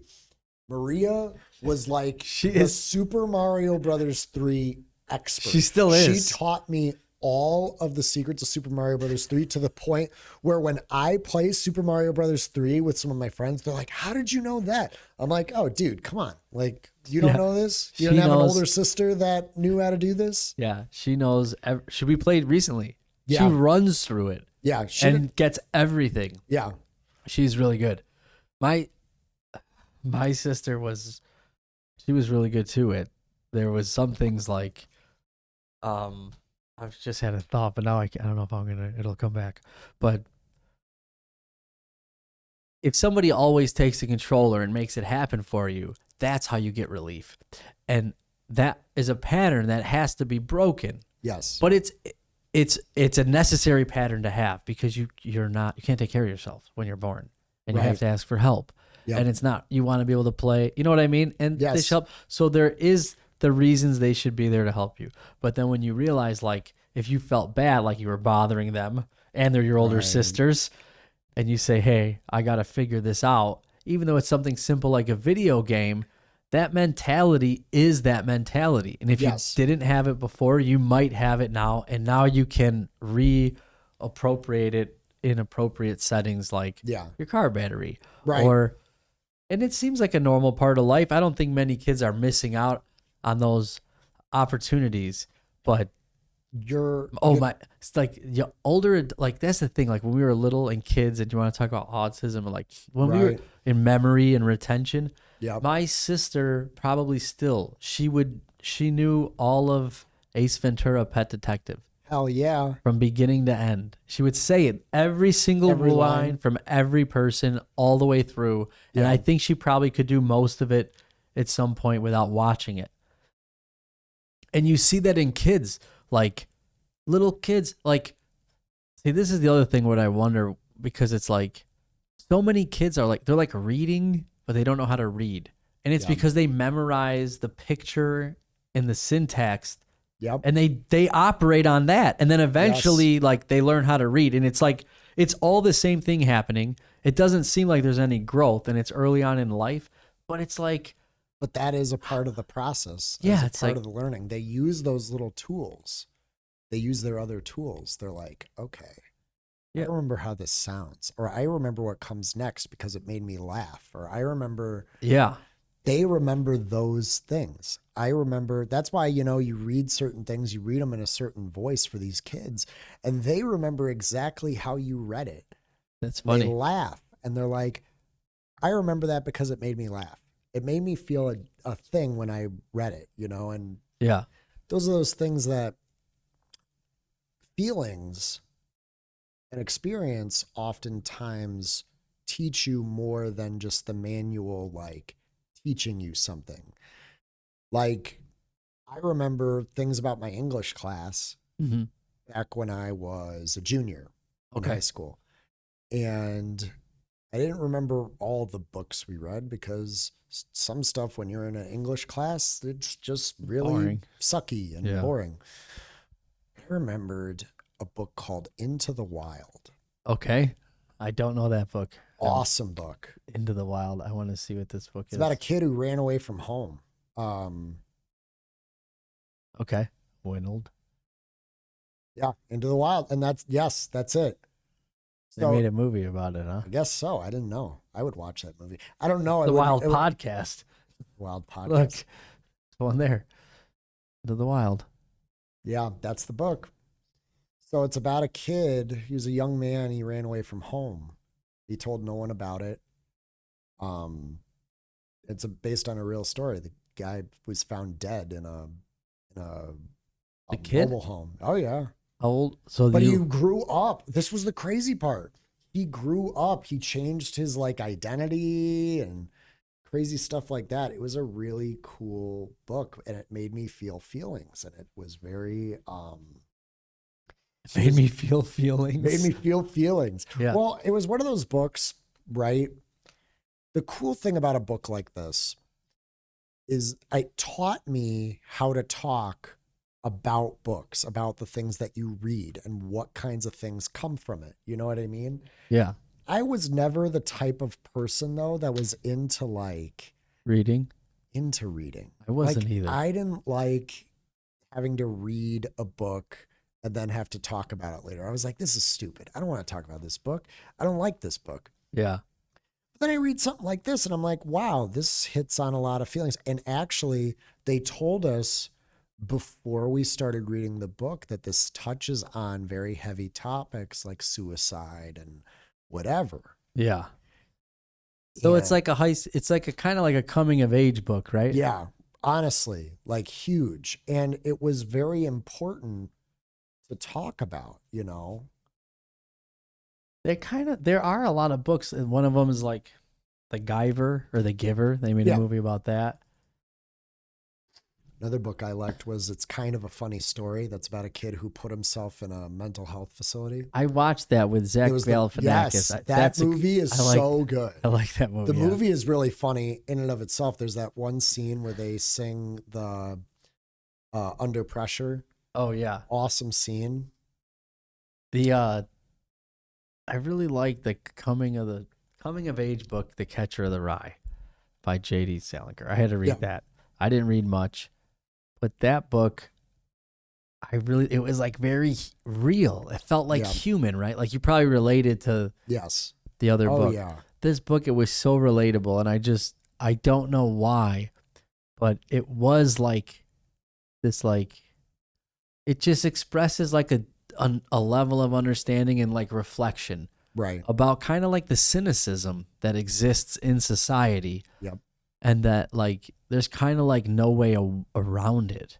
Yep. And then kind of like embracing the weirdness of humanity, but in kind of like a respectful way. Yes. But it was, I liked it. There's a few books I think that are of that age bracket that everyone kind of reads, that they do that in a big way. Like I would suggest this book to everybody. I mean, I love Catcher in the Rye. Yeah, I think it's like the best. It allows you, I think the big thing is it lets you better understand certain topics that you didn't have an understanding for. Like it shows you how one person feels about a certain thing, and it kind of it allows you to ask yourself like, okay, well, how do I feel about this? Is this similar to how I'm feeling?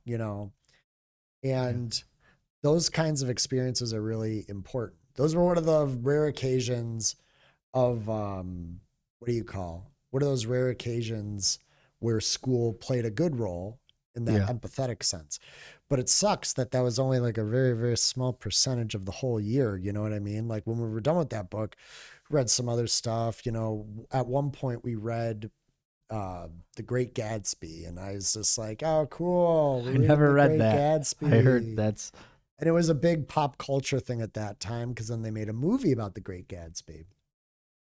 Great Gatsby was a timepiece. It was about like 50s and 60s or whatever, or I guess the 30s. I don't know.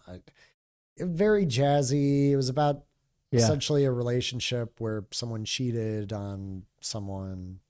Yeah, you got it. That sounds, cultural impact years. I just felt like we were only reading it because there was a movie coming out, and I didn't like that. And I didn't like.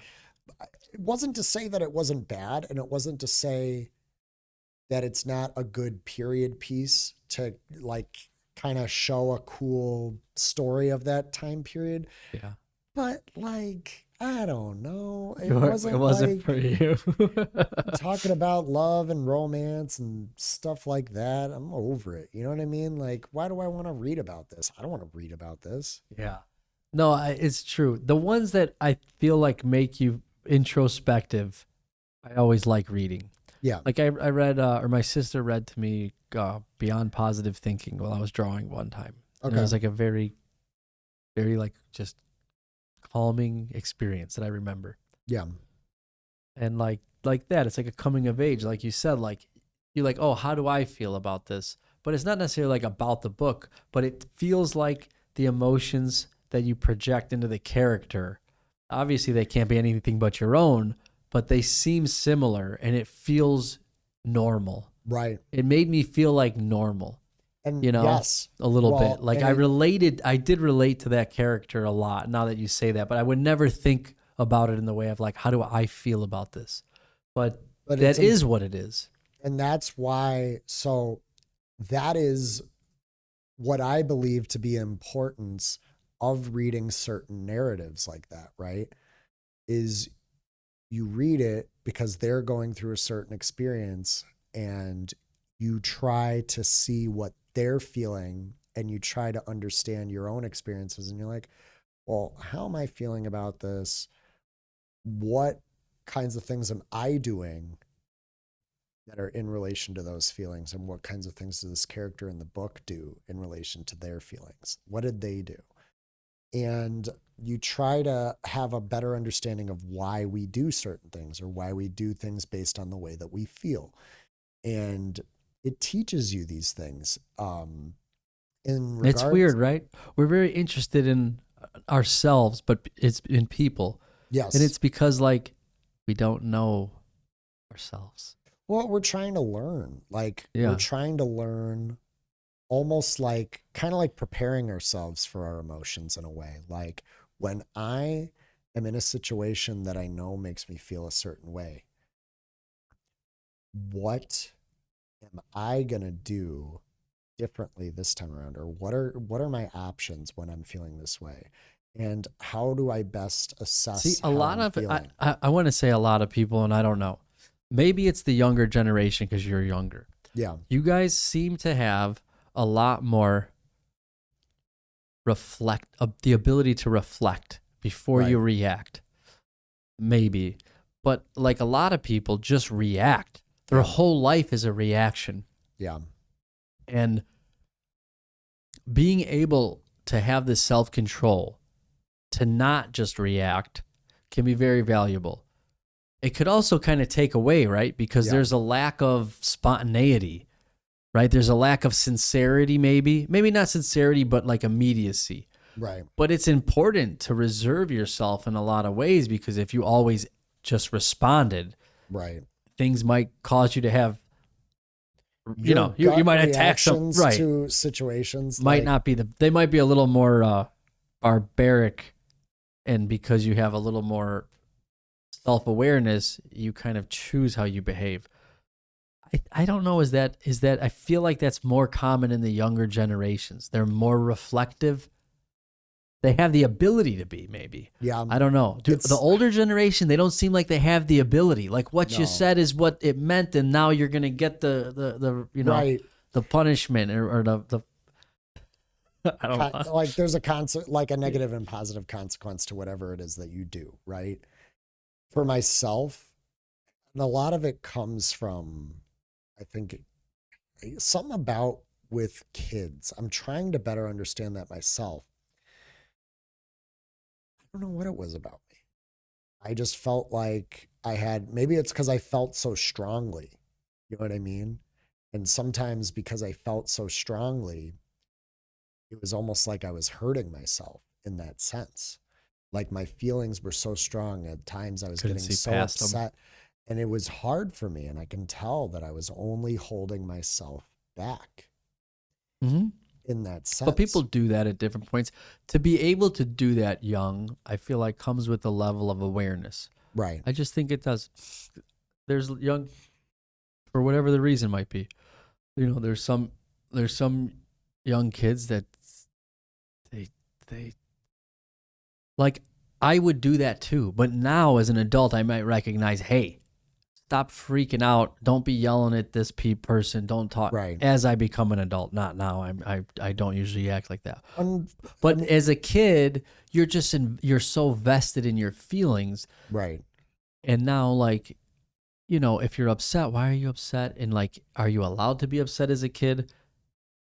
A lot of people might not be. Why are you upset? Well, you shouldn't be upset because of these reasons. And it's like, Right. whoa, I'm supposed to Be be like, upset. Like well, I can, I'm yeah. supposed to be like a chemical situation that Right. is changing vastly and Right. completely out of control.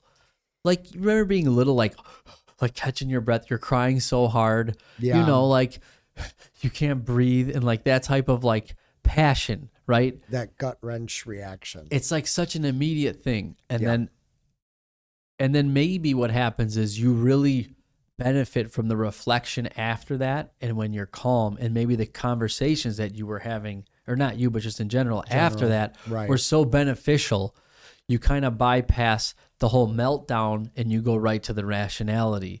Right. But yeah, I don't. I think it's interesting to look at and think about how we think. A lot of it is, and I'll tell you, there is a significant difference between, and I'm not saying this in the sense of what do you call gender being a factor, but I feel like the way we process certain things as a man versus as a woman is just very, and it differs from people even, but some women have a different way of learning about things. And that's not necessarily a bad thing. Like, women face different challenges from men. I do not, what do you call? You do not I think they're like acknowledge, a catered right. to, they do have their They have adversity and their they have a lot own of challenges. adversity and Right. stuff. But at that same time, chemically, they're different. Yep. And on top of that, their development is significantly different. We are now finally to a point in society where we can designate that women medically, like for years we were basing health on what men's health is like, and now we're trying to better understand Women's women's physiology. health. For years It's it was such all a- just men, and now I a think, miracle. yeah, it is a miracle.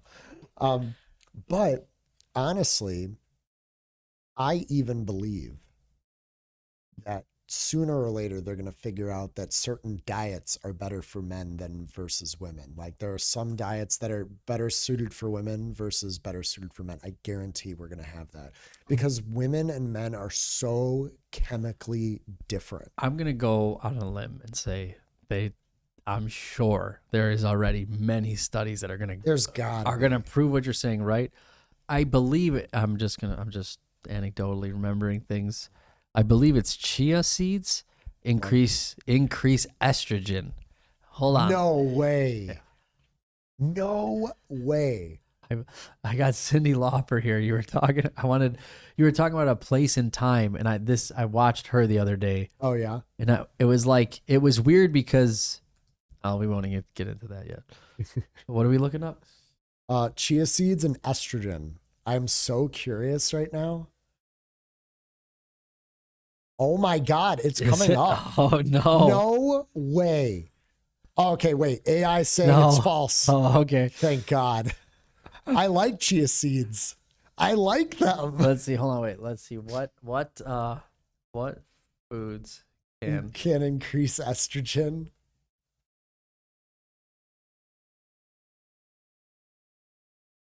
But increased times. You do the same thing as me. You just kind of it fixes whatever.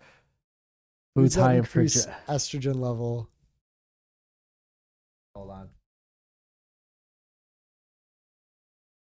Foods increase estrogen. Soy products like tofu, flaxseed, sesame seeds, legumes like chickpeas and lentils. Certain fruits and vegetables such as berries. What the hell is that, sir? Flaxseed, herbaceous vegetables, whole grains such as rye. This is why I'm very in touch with my feminine side. I see. You like some of these things. Eat a lot of garbanzo I love beans. chickpeas. Oh, dude, chickpeas are amazing. They're a great alternative protein source. Soy products are great too. I'm lactose intolerant. Sometimes I do soy stuff. But you know the biggest way to spike testosterone? Do you know? I know a couple of things. I'm not going to say them. No, wait, all right. That's so sprinting. Yeah. So long, I guess long duration, minute long. Hold on. Yeah. How to increase testosterone. So like if you are actually working out, okay, Yes. and you want to increase muscle mass and increase your testosterone. Yeah. If you do intermittent fucking hard sprinting, like as hard as you can, balls to the wall. Yeah. And stop. Not for long.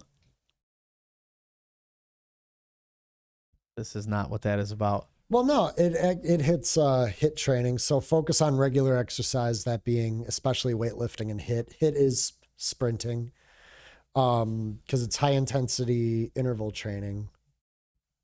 How does sprinting help you increase testosterone? I don't even know where I'm at anymore. It's okay. There you go. How does sprinting increase your testosterone? Sprinting increases testosterone by activating high-intensity muscle engagement, which stimulates the production of growth hormone and testosterone, promoting muscle building and potentially increasing androgen receptor sensitivity. Yeah. No, and it's exactly that. So pushing yourself like you do in a sprint increases testosterone because it creates a fight or flight kind of response, and challenging your body like that naturally increases testosterone. That's why I tell a lot of these big bodybuilder types, I tell them, like, Sprint. you gotta do a little bit of cardio here, bud. I don't know what you're doing. You got to sprint. That's why they end up looking like soft Big fudgies. Like, you Soft want to look muscle. like a bodybuilder, then let's do it. But you gotta put in That was- that kind of work. That was interesting. Like how the sprinting, like how long after? Like, do I get a spike? Like, when does the testosterone show up? Okay. So it's important to know how testosterone occurs then in the body, right? And how because what it's doing, it's not like you sprint and then suddenly you have testosterone. Your body is being told it needs to produce more testosterone. Yes. That's what's going on. So an increase in testosterone levels occur immediately after a sprint workout, with the temporary spike typically lasting for 15 to 60 minutes. That's interesting. After this period, levels return to the pre-exercise baseline. So if What? you're gonna if you're gonna heavily lift, you should crush a sprint, Yeah. barely catch your breath, Yeah. and then go in. Well, it's kind of What like about not actually- having oxygen?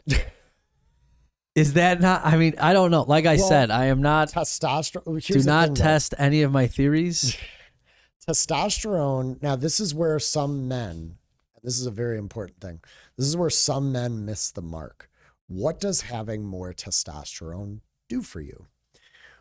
Well, What does it do? it's a great question. What does having more testosterone do for you? So having more testosterone, what it does for men is more or less not necessarily your body's ability to be strong. Oftentimes when we think of testosterone, we think strength. Like, Yes. but it actually has more of that psychological effect.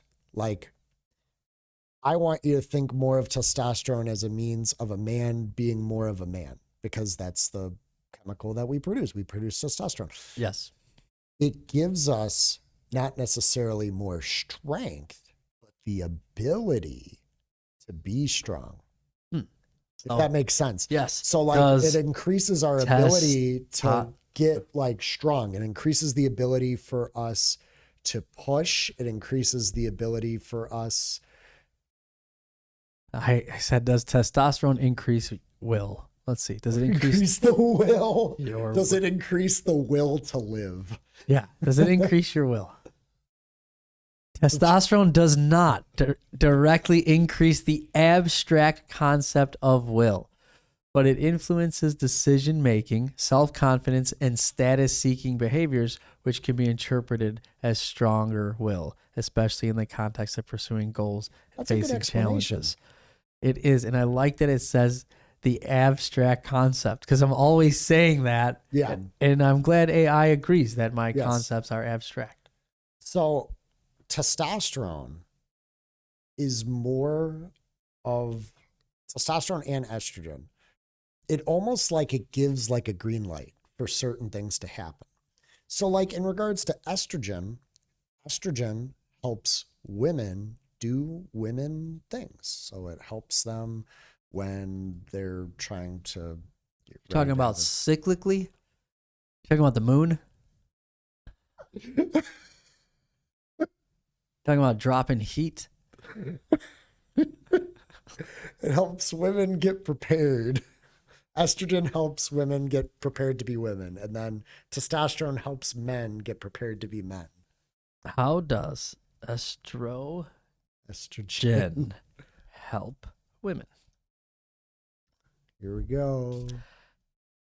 Estrogen supports female health by driving the development of secondary sex characteristics, regulating the menstrual cycle and fertility, and maintaining bone density, healthy skin, and cardiovascular function. It also influences mood, cognitive function, and vaginal health. Oh boy. I did not think you and I would be bringing up menopause. Yes.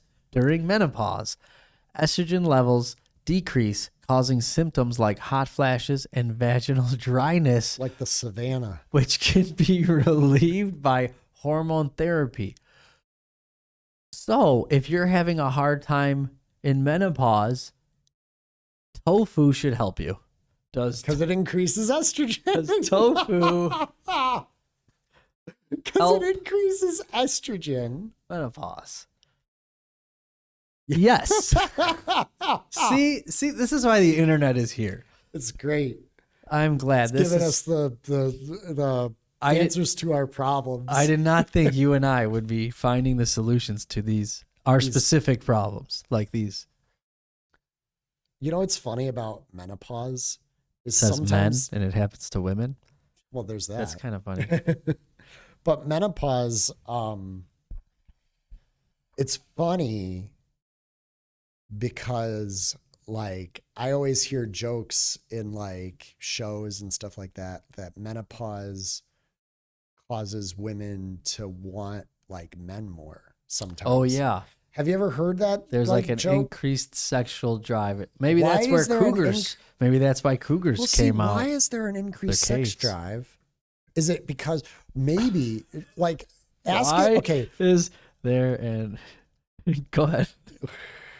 Sex drive in menopause. It does. It was menopause.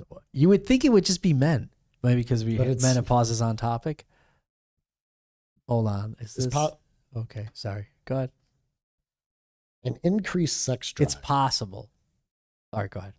An increased sex drive is possible for some women due to factors like the relief of pregnancy concerns, a newfound sense of freedom, and shifts in hormone levels, such as heightened relative effect of testosterone. Okay, wait, that actually makes me think of something. Does testosterone cause sex drive? Menopause, more free time and fewer responsibilities.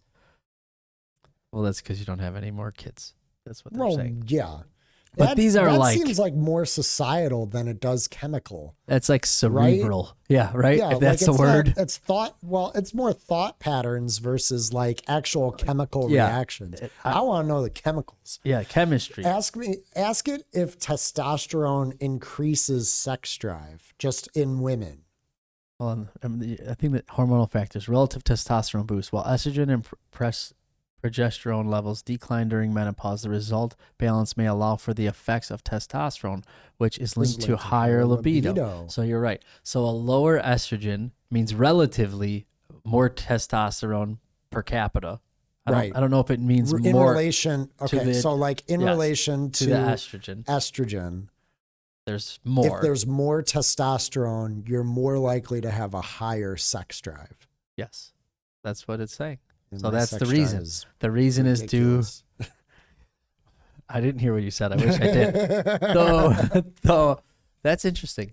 So it's due to testosterone because they're losing. About estrogen, I'll tell you what. God, you're not. You don't look like you eat too much tofu. No. But sprinting, right?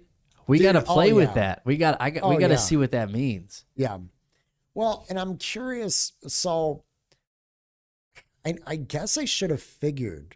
Because men, when we are pushed to a certain point, it's a fight or flight response, meaning our body. But that's so enjoyable. Here's something I want to point out. Right. When you push yourself, right. It's not like, I feel like fight and flight response is always linked with like anxiety and like bad feelings. Like I got to get the fuck out of here or I got to fight somebody. Right. But it shouldn't. It's not necessarily the case, right? No. Like you can put yourself into a state that is fight or flight and still be completely content. Yes. And more equipped. But it is involving in a lot of ways, extensive physical activity. Yes. But then you are bringing that testosterone into you, right? You have it. It's available. You can use it. Yes. It's so like testosterone production. It's really interesting, and it goes away as you get older, like your testosterone. Typically, men who have reduced testosterone typically Well, they don't sprint. They That's don't for sure. sprint. We should test. We should test low T men. Make them should. sprint and do Make like 'em a sprint. just for fun, just for a Just clip. be like, all right, we're gonna have one of you deadlift, and we're gonna have one of you sprint, and then do a deadlift. And we're gonna see. I'm gonna keep checking blood levels for We're gonna keep your testosterone blood spikes. levels. That would be cool That would be a really cool because it's experiment. such a thing, right? Like Yeah. testosterone therapy. It's like a thing. If Yeah, there's a way, testosterone replacement therapy. yeah, It's a very real thing. it's always cool to know of the holistic way. And if this is a holistic way to around do it, that'd be cool to know. Doesn't mean it's the right way or but it is I know it's an someone who option. does the testosterone replacement therapies. Yeah. I think there is a danger to it. And I'm going to tell you why. Because we should lean more into the more holistic approaches. Because when we start, now granted, when you get older, when men get older, their bodies have a more difficult time producing testosterone. Just like with women, when women get older, they have a harder time producing estrogen. It's because, naturally in our bodies, we're at a point where we don't have to produce kids anymore, right? So Right. that's one of those big things. But when it comes to men, when we start to do this at too early of an age, when we're starting to do the testosterone replacement therapies at 30 and 40, That's young. it's way too young. Way too young. Men typically start losing testosterone gradually after 30, which levels decline by about 1% per year. Okay. I think that varies. And it accelerates up to 2% at 40. Right. Okay. That's young, right? So at 30, There are people that, you should start sprinting. Now let me, yeah. at what age? Exactly. What age do people stop sprinting? Is that even, can it tell us? 30. It knows.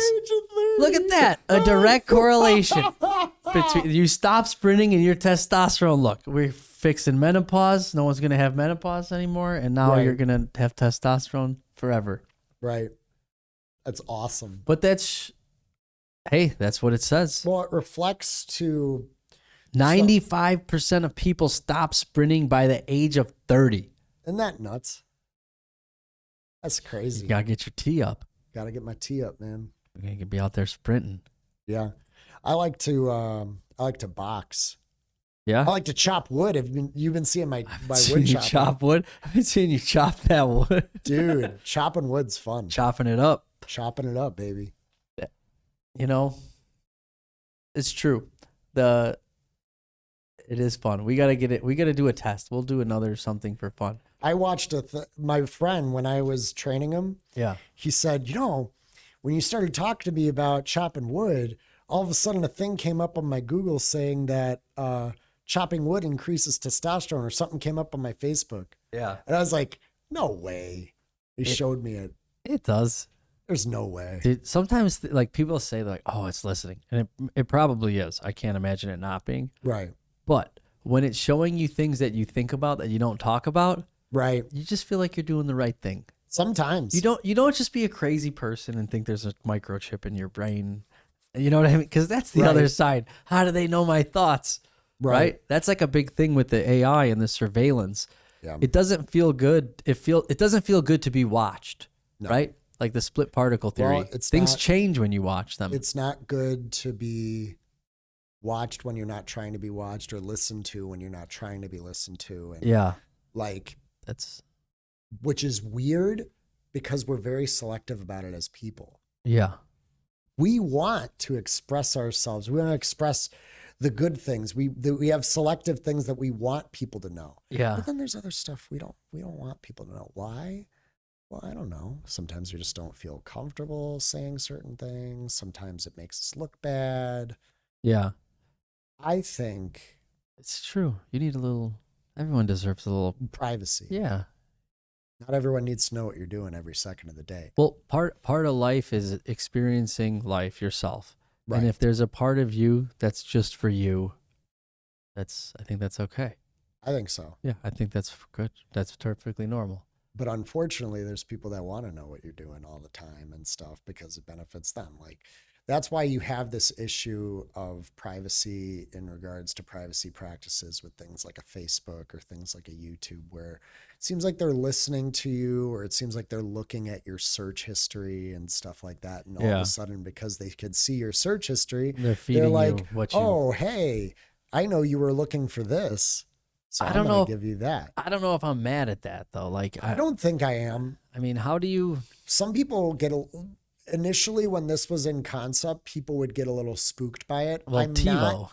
It's like... Temu is awesome. No, TiVo. Oh, TiVo. Like following your patterns and giving you what you like. Yeah. Early on, nobody gave a shit about. They didn't want it really. Right. That was TiVo, and it didn't do so great. No, now no one has those little TiVo boxes. No. I remember that. Yeah. But like, that's essentially what streaming is now, right? Like streaming, like we pick and choose the things that we want. So why shouldn't we expect that out of like Amazon when we go on Amazon and it's like, hey, we found this. Yeah. We think you'd like this. Yeah, no, and we were like, you're right. I did like this. Yeah. How did you know? Well, there's like that comedian like Amazon Now or Amazon like tomorrow. Like, have you ever seen him? Is it Johnny? What's his name? He's a really good comedian. Yeah. I don't know his name.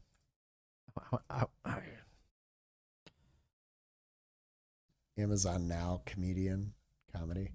Oh, yeah. Ronnie Chang. Yeah, Ronnie Chang. He's awesome. He was on the Bad Friends podcast. He's awesome. Yeah, it's too slow.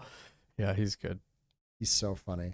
But essentially the premise is he wants to like know what he wants before he even wants it. Yeah, deliver me what I need before I look for it. Think for it. Yeah. Yeah. Well, basically what it wants you to do is to be a husband.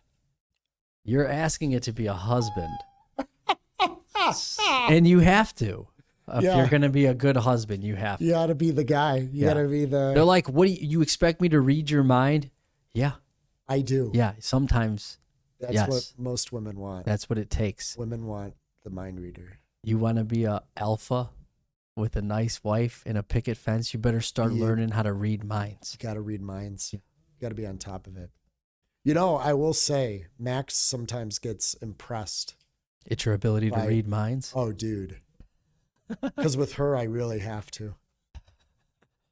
Like, well, you know what? Like, I think if you're actually paying attention to somebody and you're on the same wavelength, not too much of that conversation is about the words. No. You know? No, more often than not. Dude, I will sometimes scare her with how much I can anticipate what she does. Your intuitiveness. Oh my God. Yeah. No, like I'll be like, oh, you want to go to the zoo today and stuff. And she's like, how did you know I would want to go to the zoo today? Well, here's a thought. Typically, when you don't have work and I know you want to do something, yeah, more often than not, you want to go to the zoo. We're going to go to the zoo. And we're going to have a great time. And then I'll be like, you want to get ice cream after? She's like, how did you know I want to get ice cream? Because maybe I want ice cream, but then I also know that when we do this, you want ice cream. It reminds me of this couple on the internet where he's like, your mom's coming over to watch the kids. Like, I got Starbucks and we're going to go shopping. And she's like, yes, she's like so excited. Yeah, it's the best thing ever. And it's funny because like, as an adult, it's the best thing ever. Like going to Target with just your wife. It's like, oh my God, we get to hang out. Great. Yeah, like and just like be friends for a little bit. It's that's got to be like rough. It is. Having kids is just there's no time. So like, yeah, it's cool. It's those things. Like being get to be a parent is like appreciated. a surreal experience. I say that from the outside looking in, right? But it comes with some of these challenges that you really have no real concept of anticipating. Like you don't know until you're in the thick of it. Oh yeah, you're right, 100%. Like until you're in the thick of it, you don't know. No, you don't know how to anticipate things that you don't know. Like you don't know how your child's going to react to something at all. Or you don't know how you're going to react. You're going to react in a situation. You like to believe you would act in certain ways, and it's easy to say, I'm going to do this, that, and the other. And it's just the it's not the way. You have to No. be about the moment and Yep. and it teaches you that about yourself. Because if you're a type of person that likes to say you're going to do things and maybe you don't follow through as much as you think, or vice versa, Right.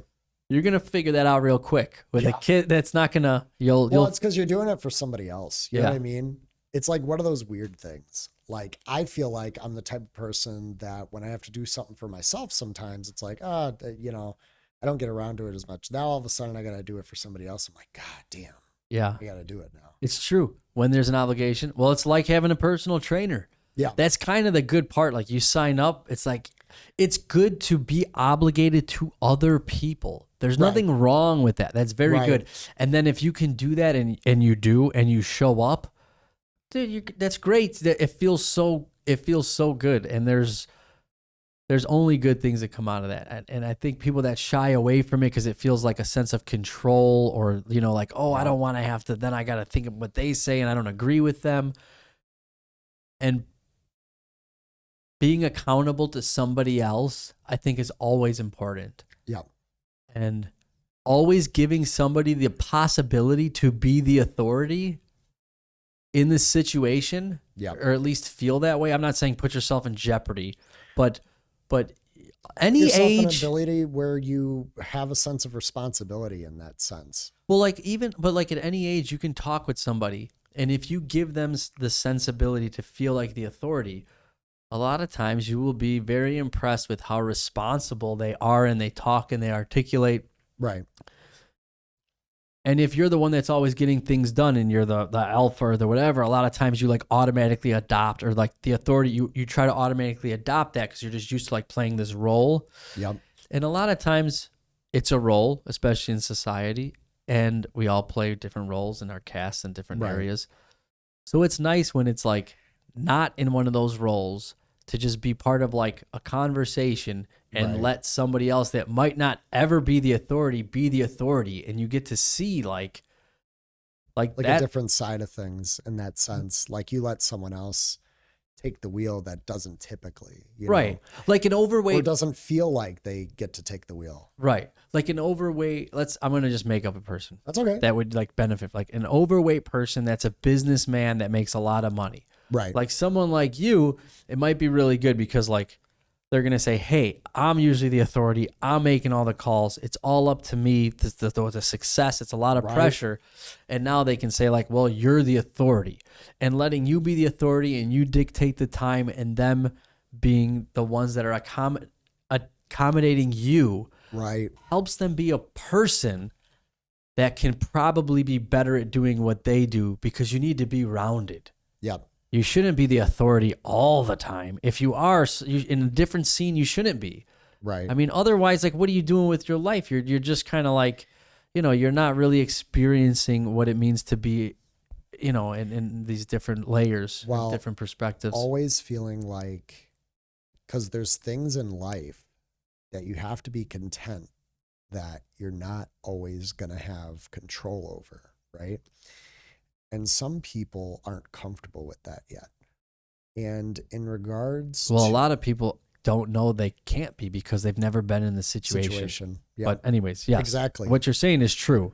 And this is a big thing that I try to explain to people when it comes to weight loss. You can only control what you're doing. You can't control like how your body loses weight. It loses weight the way it loses weight. Those are elements you can't control. What you can control is the things that you're doing, right? So I try to explain to people that the more they exercise, the more potential they have to lose weight. And more often than not, they will then lose weight, because the more ability we give ourselves to move around and do things, the more our body burns fat. You have more opportunities to burn fat and to gain muscle. Yeah.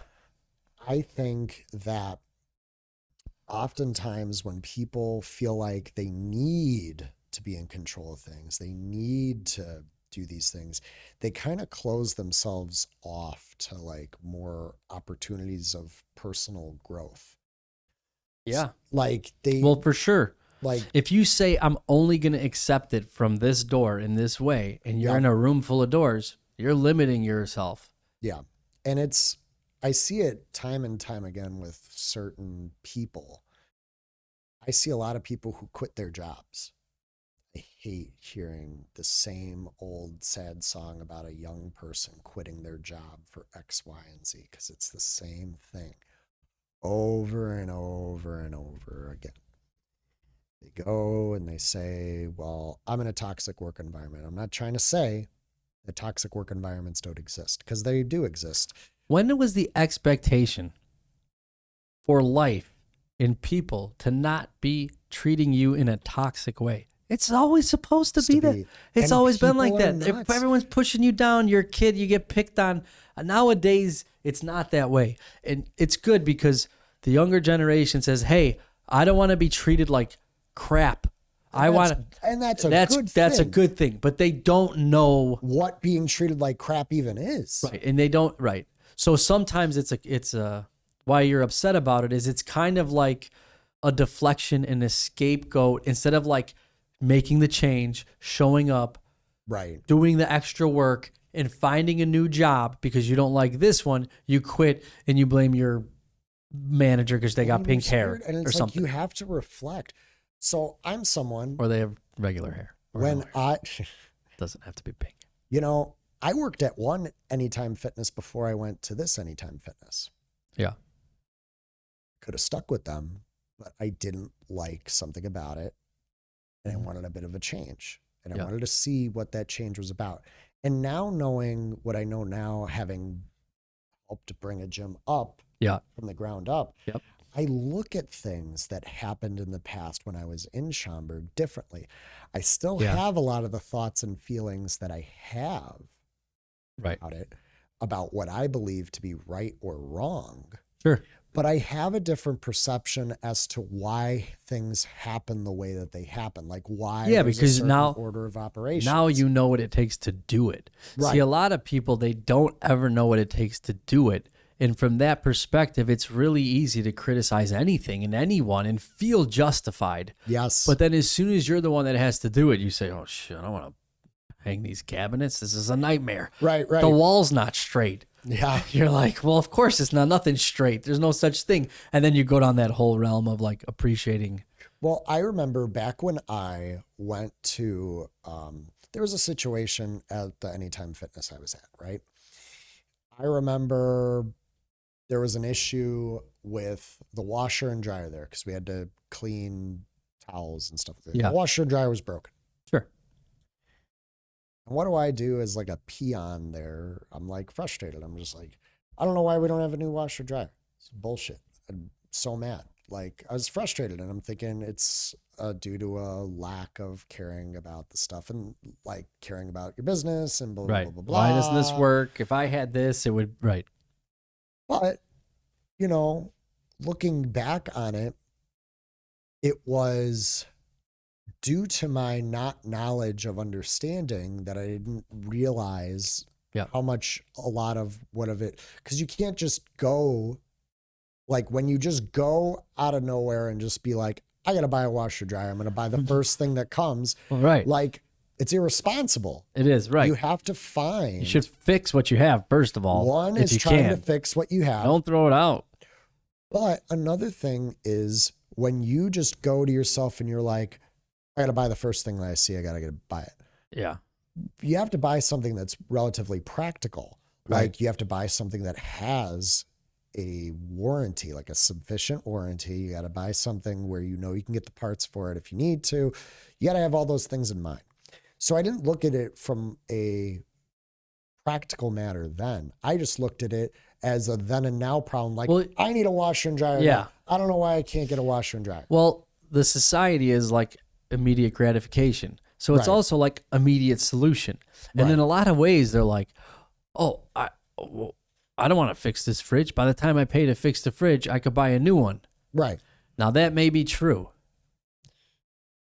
Does that mean, are we so advanced at our recycling that we just get a new fridge? Right. Do we repair it?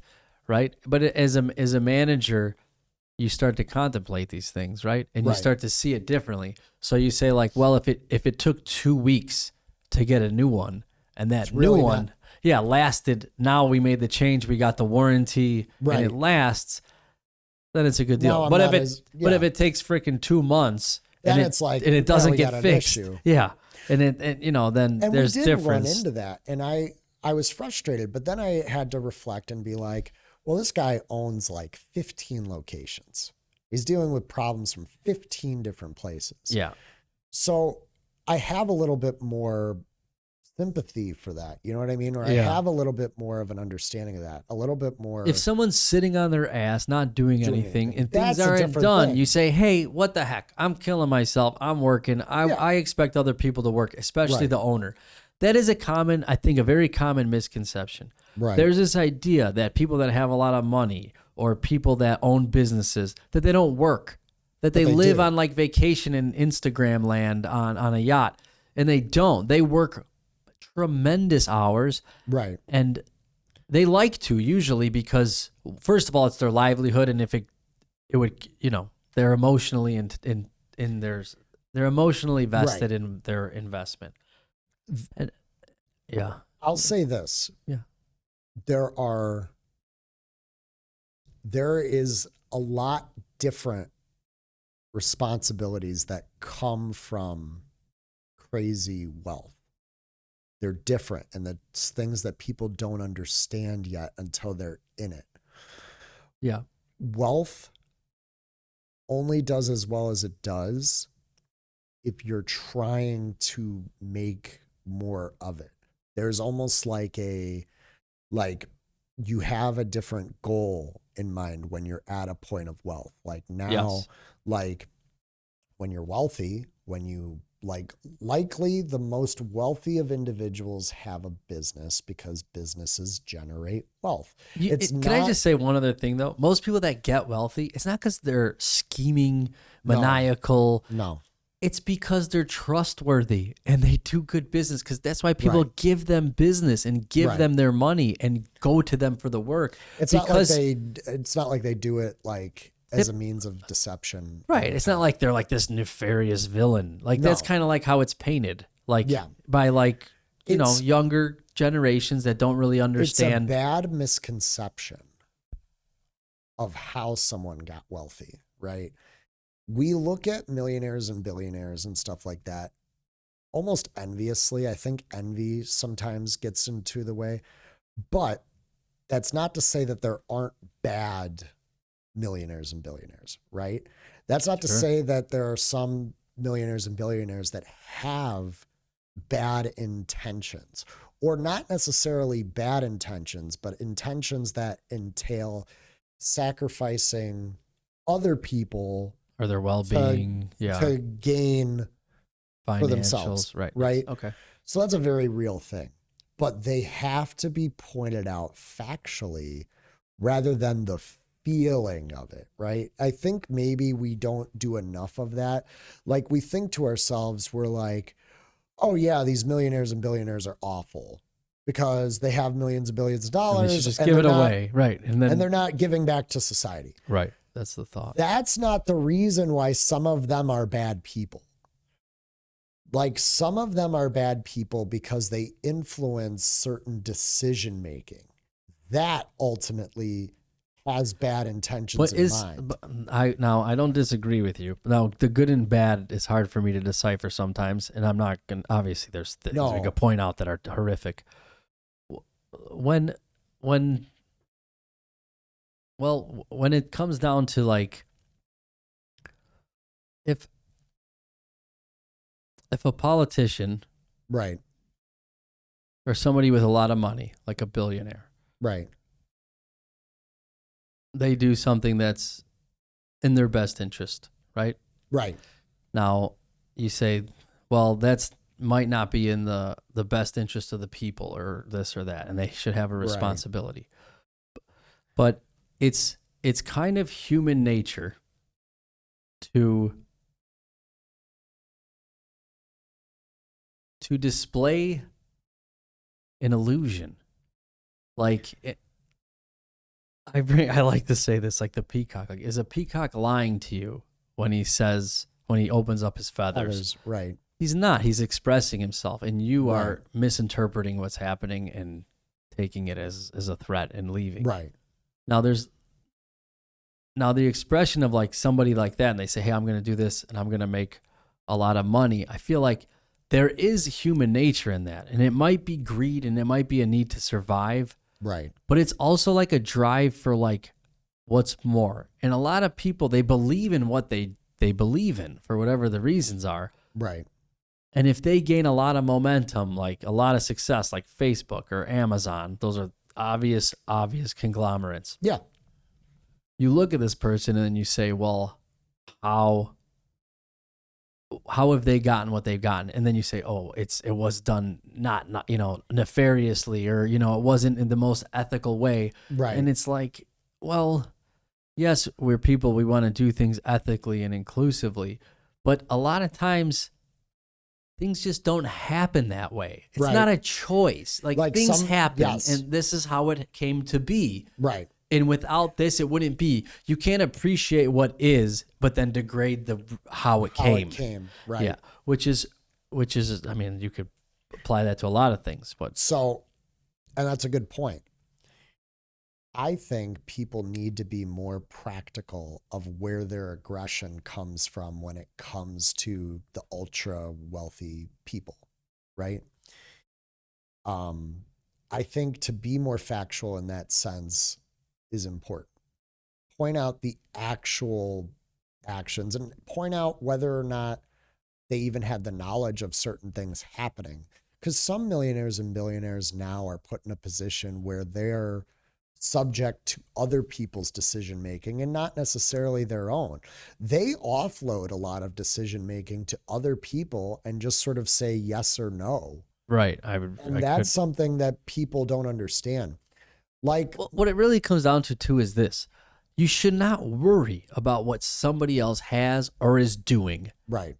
I don't care what they're doing. If it doesn't directly impact you. Right. Unless it's like genocide on your street. Right. You should really Right. focus on like yourself, and like, because it's very easy to like villainize and idolize Right. certain ideas. And people create these like memes of like what it means to be a certain thing in their head.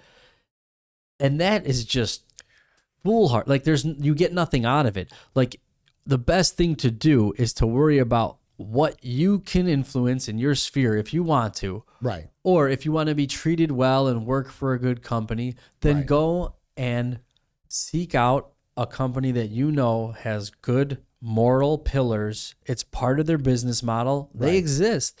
And be affiliated with that and work for something that you like. Don't spend your time focusing on things you Bad don't and like. demonizing There's and no stuff. reason. It's No. not, it doesn't bring you what you want. Right. It doesn't bring you anything. It might bring you a feeling of separateness because you don't understand that. You can't rationalize it. And do that. Make it separate from what you are if that's how you feel. But don't let that be your personality. Don't let Right. that be what defines you. And don't let the negative connotations of it, right? And maybe this is a problem with, because now it's more so a problem with both liberals and Republicans now, because they look at someone's wealth and immediately that's like a negative thing. And like they'll look to either Hollywood elites. For Republicans, they hate the Hollywood elites, or they'll look toward, in the case of liberals, they look toward, your typical millionaires, billionaires like an Elon Musk or whatever. Years ago, before Elon Musk became, they look at him for what? To like put him down? Like yeah, they're the problem? They look at these people and they look at them as if they're supervillains, right? They look at rich millionaires, billionaires as if they're all out to screw the working class. But the reality is there are only very specific people that make an active approach to screwing the working class, the middle class. There are only a select few. Yeah. And it's only those that are actually making direct decision making that will actually impact them. Yeah. But they're not bad people just because they make money. But the I other will say there is a distinction. I will say yeah. that there was an interesting congressional hearing about a new thing that was passed where Congress people and Senate and people within the government can't invest in stock. Oh yeah, that's good. Well, Because it's a total conflict of that interest. is a conflict of interest. Right. And one guy that you can tell totally invested stock in it and was mad that he couldn't do it anymore. He said, I feel like I'm being demonized for making money. When did it become a bad thing for us to make money? You like making money? I was put in the position I'm in because I was a good businessman and blah, blah, blah, blah, blah. And this was a Republican, and another Republican who introduced it, it was Congressman Hawley. He interjects and he says, well, look, no one's saying that you can't make money, but our position that we're in right now gives us an unfair advantage over everybody else.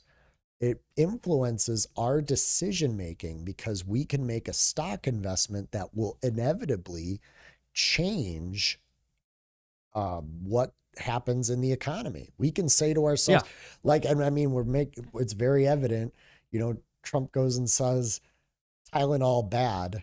Now Tylenol stock drop, it's as simple as that. Like, it is in fact a conflict of interest to do things like that. Yeah. Like, we shouldn't have that kind of influence on business. But it's a part of our capitalism. And capitalism will have to change a little bit at a time. There's like the middle class being like stepped on. It's like a vicarious result of just certain structures. I don't think it's like a huge, like everyone, there's like this thought, like it's a conspiracy. It's like this, program that they're running. It's the one world order. And I'm not saying there's not one world order or conspiracy theories, but when you're doing that, you're not looking at it for what it is anymore. You're labeling it, and it's a different world today than it was back when communism was conceptualized. And I think people really need to recognize that we are only as good as we are because of how capitalism was structured. Not to say that there isn't negatives to the capitalist social construct, but the thing of it is, we can't equate, like, this is what upsets me. There are negative things. There are negative things. Absolutely. It will change, but there's it does a certain thing. It does a few things. It steps on the middle class. It puts numbers over humans.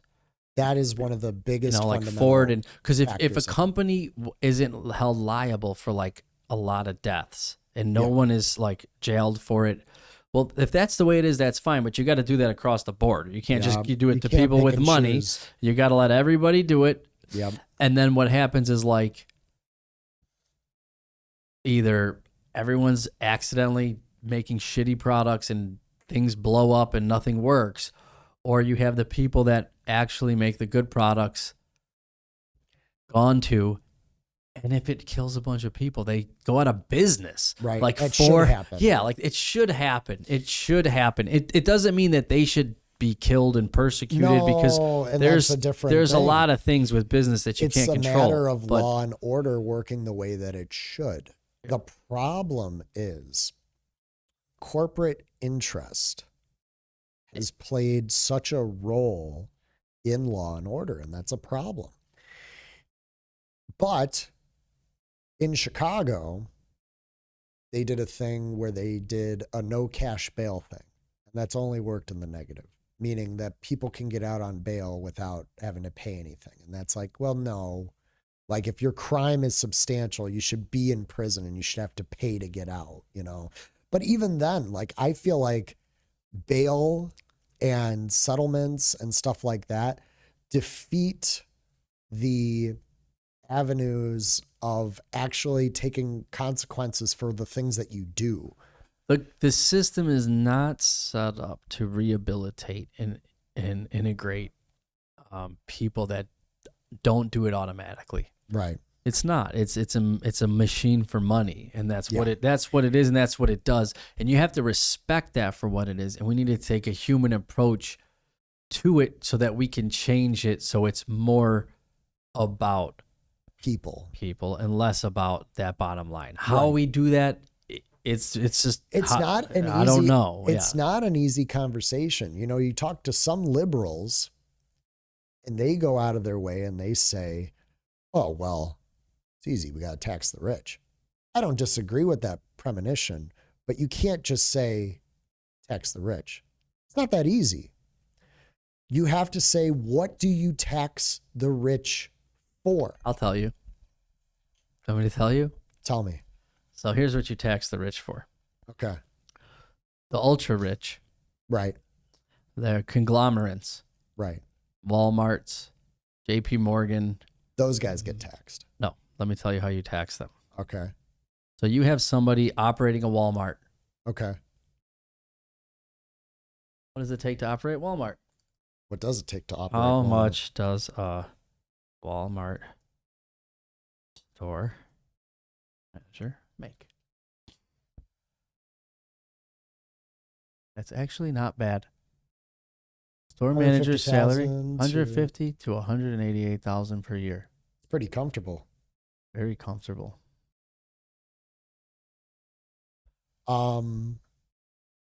Yeah, that's really comfortable. But how much does a store, was that a store owner or a store? That's it. Store manager. Hold on. Store Manager managers. make at Walmart. See, we're talking about management. I don't know. Managers don't make a ton of money.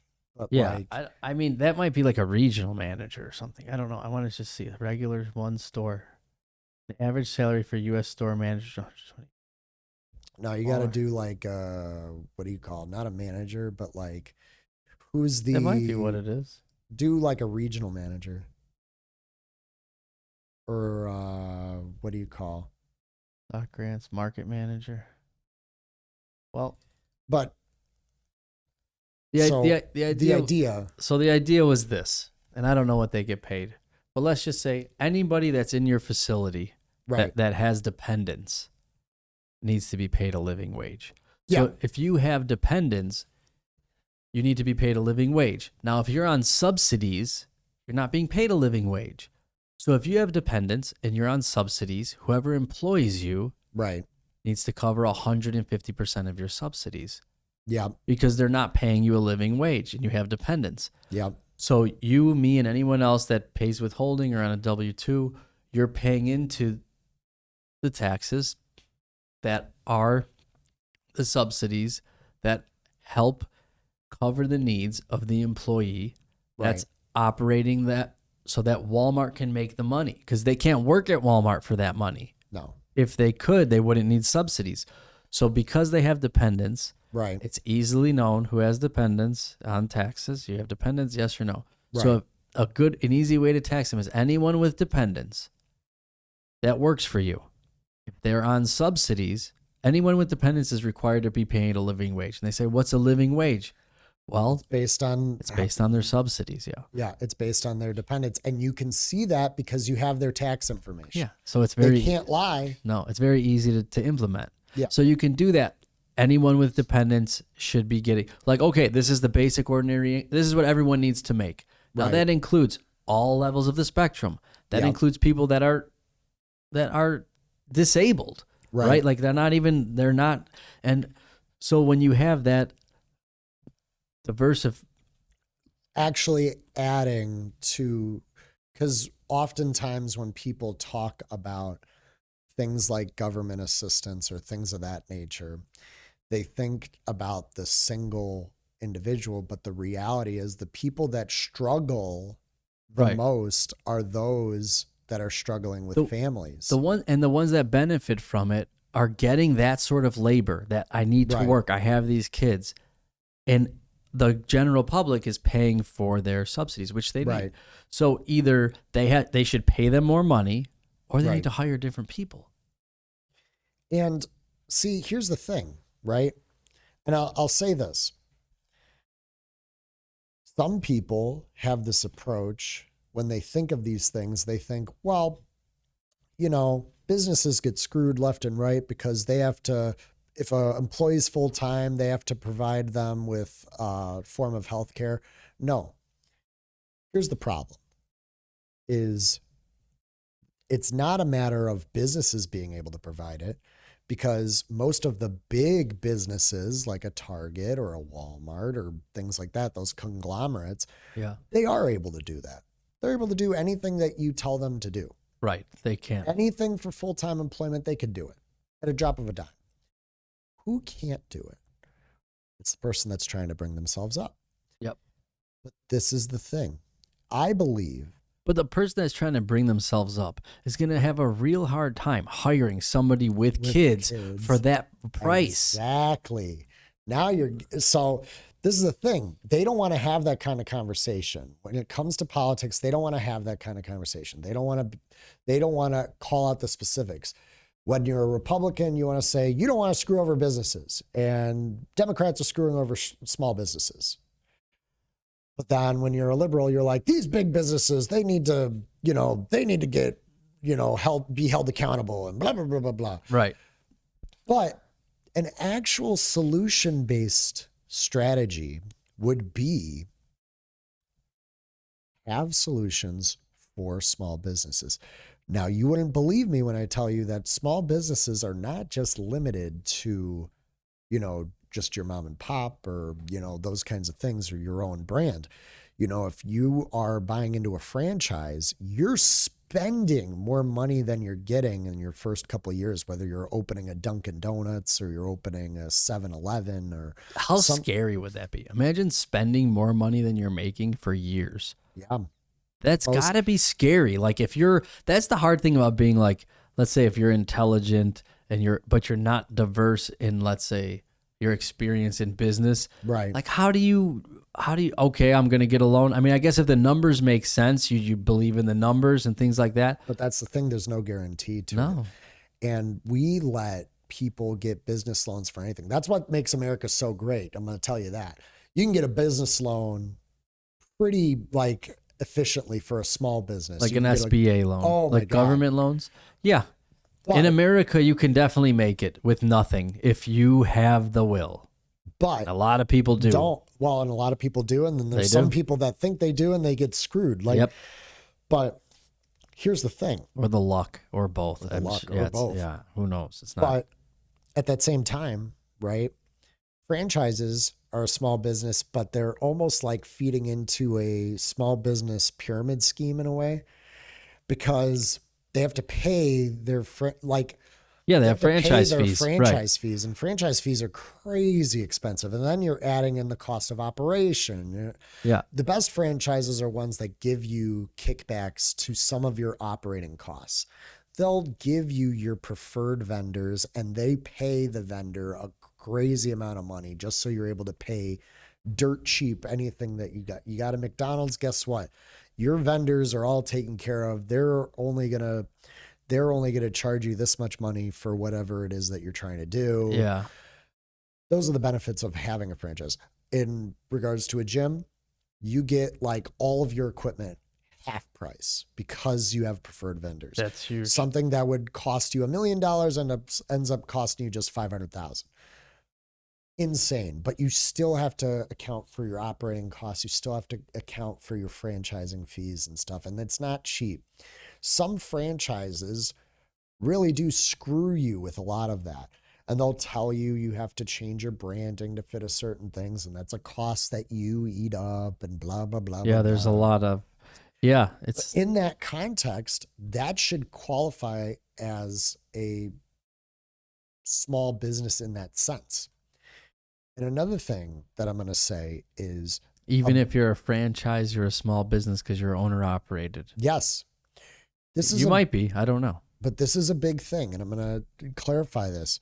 Any business that's starting up like that, where you're spending more money than you're making, I believe that is the only real condition of allowing for some sort of tax break, some sort of tax levy for a small business. We need to be able to encourage these businesses from opening up. Do you know what's hard about things like that?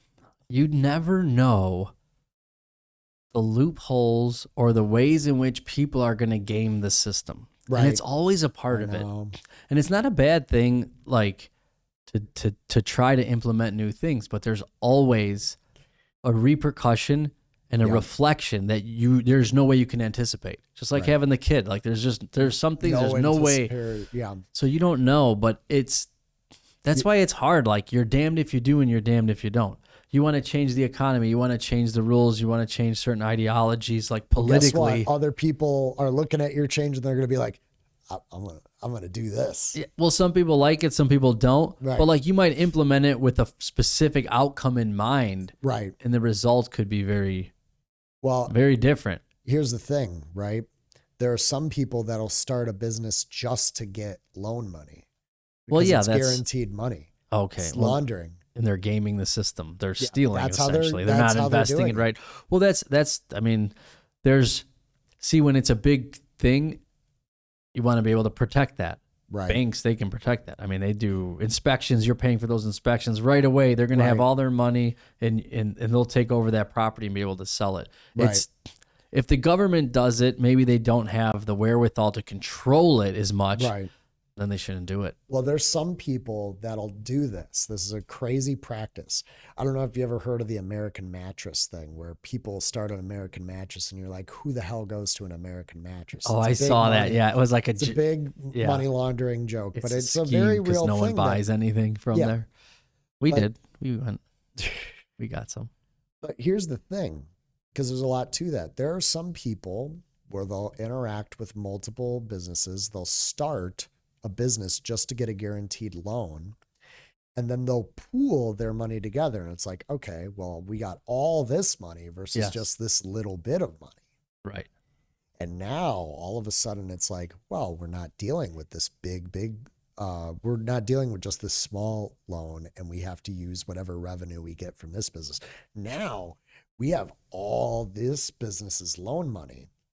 Whatever I need to dip into in order to pay for this, I can use in that regards. Like if I don't need all this from my loan that I got approved for, I can use it for my other business. Well, I mean, that's how some of these people play the game, right? I know some families that do that, and it's very. I don't know. I don't know where you get loans from outside of a bank. Yeah. I know there's government loans and things like that. I don't know how well they're regulated. I know when it comes to stuff with banks, they want to know where their money went. Yeah. You know, because like what would happen is like you get a business loan and then they show up to check and there's no business and you left town and they got their money. Like that's something that banks have been dealing with since they were around. Inception, yeah. So they have a lot of procedures and protocols. If someone's going to do that, I don't know how easy it is. But you know, I do think the programs are out there. I did go look at somebody that I'm going to call them out. They're called Flapjacks. Okay. Oh yeah. Flapjacks. They're in Berwyn. All right. It's a pizza place. Yeah. They called me to give them a price for some improvements. Yeah. I was so happy to be in this place. They didn't hire me. I don't care. It's such a good place. They make their own beer. They make their own pizza from scratch. So and he told me, I think they got it on an SBA loan and they ran out of money when they were building out the inside. And it looks like they ran out of money. And it doesn't matter. Because it's still an awesome business. Because the food is all handmade. It's homemade beer and pizza. Oh, so it's like amazing when you have that, and then it's like, oh, how'd you get the money? It's like, well, me and my brother, we got approved for the SBA loan. It's like a miracle. Yeah, it you know what I mean? And now they are real estate owners, or I don't know if they own the building or if their loan is SBA. I shouldn't say that, but I know that that's an option, right? Right. But they can own commercial property. Yeah. So like you can get into something and buy it with government funding. Right. If you're willing to put in this sweat equity, if that's what it takes. Yeah. And like bet on yourself. Yeah. And our government allows that to be the situation and bring yourself up. And however people do it, you know, to be nefarious, I don't care. But what is important is that it's there. And if you want to make a future, a life, a business, if you don't want to work the 9 to 5 for somebody else and you Right. want to work the 9 to 9 for yourself or not, You have or the 9 to 12 because you're a genius. You know, Right. it gives you the ability, and nobody should feel stuck in their position at work No. and their position in the office, in a relationship. You know, so I just like that, because there are all these things pushing you down and limiting you and lying to you and Right. misdirecting you. That's a part of life. Right. It's not there for you to just go and take and walk Right. away with. It's confusing. It's vague. How do you apply for stuff like this? Right. It's not necessarily easy. And the other thing I want to say is, I don't think it's supposed to be. How fun would it be if it was easy? Nobody would give a shit. Life is not supposed to be easy. Life is supposed to be, I want to say, hard and challenging. Yes. And what makes things good or great is that you have moved away from the adversity for a short amount of time to experience Yep. not having it. And you respect it. And you don't have to put down the adversity and say, I shouldn't have these. Just look what happened to me. I'm a result of my adversity. No, you're not a result. You are your adversity. You Right. are your emotions. I'm my emotions. I don't know why I'm talking like this, but I feel like, you know, it's good. It's okay to not have the answers. Yep. It's great Because you're not supposed to. You're not supposed to. Yeah. You're not supposed to have the answer to every solution. And the best problem solvers are the ones that at one point they can't figure something out and then they end up figuring it out. Yeah. So, well, we've been going for a while, and I'm sure we could just go forever. Oh, yeah. But I wanted to. Where is this? No, where is she? Or she is. Cyndi Lauper. Oh, this specifically. Okay. I was driving the other day, and Yeah. it just dawned on me, because you were talking about being reflective. Yes. And I was like, what has to take place in the universe that, as a thing, like frozen in time, you get this video, Okay. which came on while I was driving. After the ad. After the kitty litter. Do you know who this is? Do I know what? Do you know this lady? Cyndi Lauper? Yeah. Oh, yeah. She's like but like, what a weird, like, you want to talk about being woke. Yeah. Like, how oppressed, I don't want to scream, but they can't hear her, I don't think. No, I don't think so. How oppressed are women if this is how free they are and have been? I'm not trying to make a statement about women, No, but it's just like, it's not about that. It's about like not accepting oppression. It's about Right. being whatever it is that makes you feel good, right. and that always being preserved by everybody else. Right. And that's what we do in art and in music. And like this, I thought it's just such a unique, like, Yeah. eclectic thing that will be frozen in time that we have preserved. Is that Captain Lou Albano? I don't know. Dude, it's just, That's Captain Lou Albano. I didn't even know he was in this music video. she's like a lunatic, right? Oh, yeah. Like she's She's like awesome. she is. She's the best. Like, even songs, like, I don't know what it is, but Yeah, Cyndi Lauper's awesome. You know, she was at the first WrestleMania. was she? Yes. That's probably why Captain Lou Albano was in there. Like, He played Mario in the Super Mario Brothers show. as I get older, I'm becoming very impressed by musicians, Yeah. because I never looked at them like people. 'Cause No, they're you always, look at them like from high above and stuff, but then you realize we're all on the ground level, you know, yeah. just finding different ways to.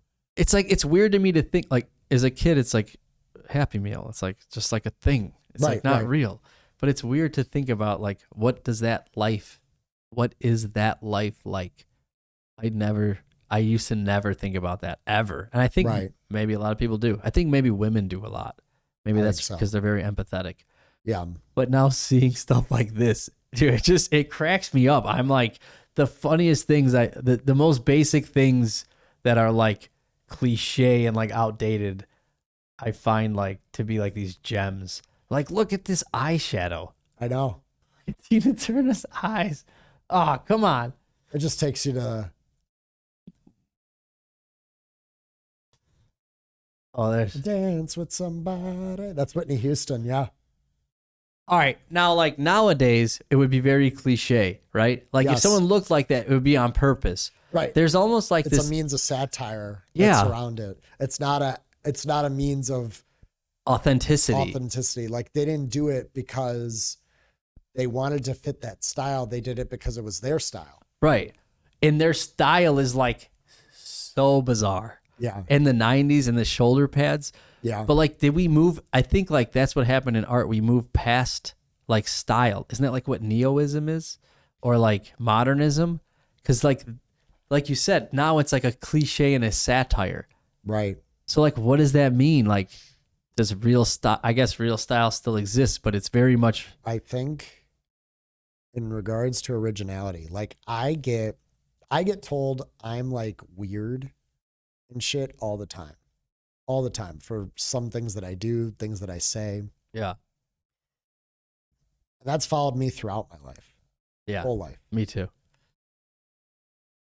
And at times I resented it, but now I realize that it is a part of who I am, part of my kind of like my schema and my whatever. Yeah. You know, and it's honestly a genuine thing that people tend to like about other people is their authenticity in that way. Yeah. To not fit a certain mold and to just like what you like, you know. I like video games still. I liked video games back then. I like Pokemon and whatever. I like those sort of things.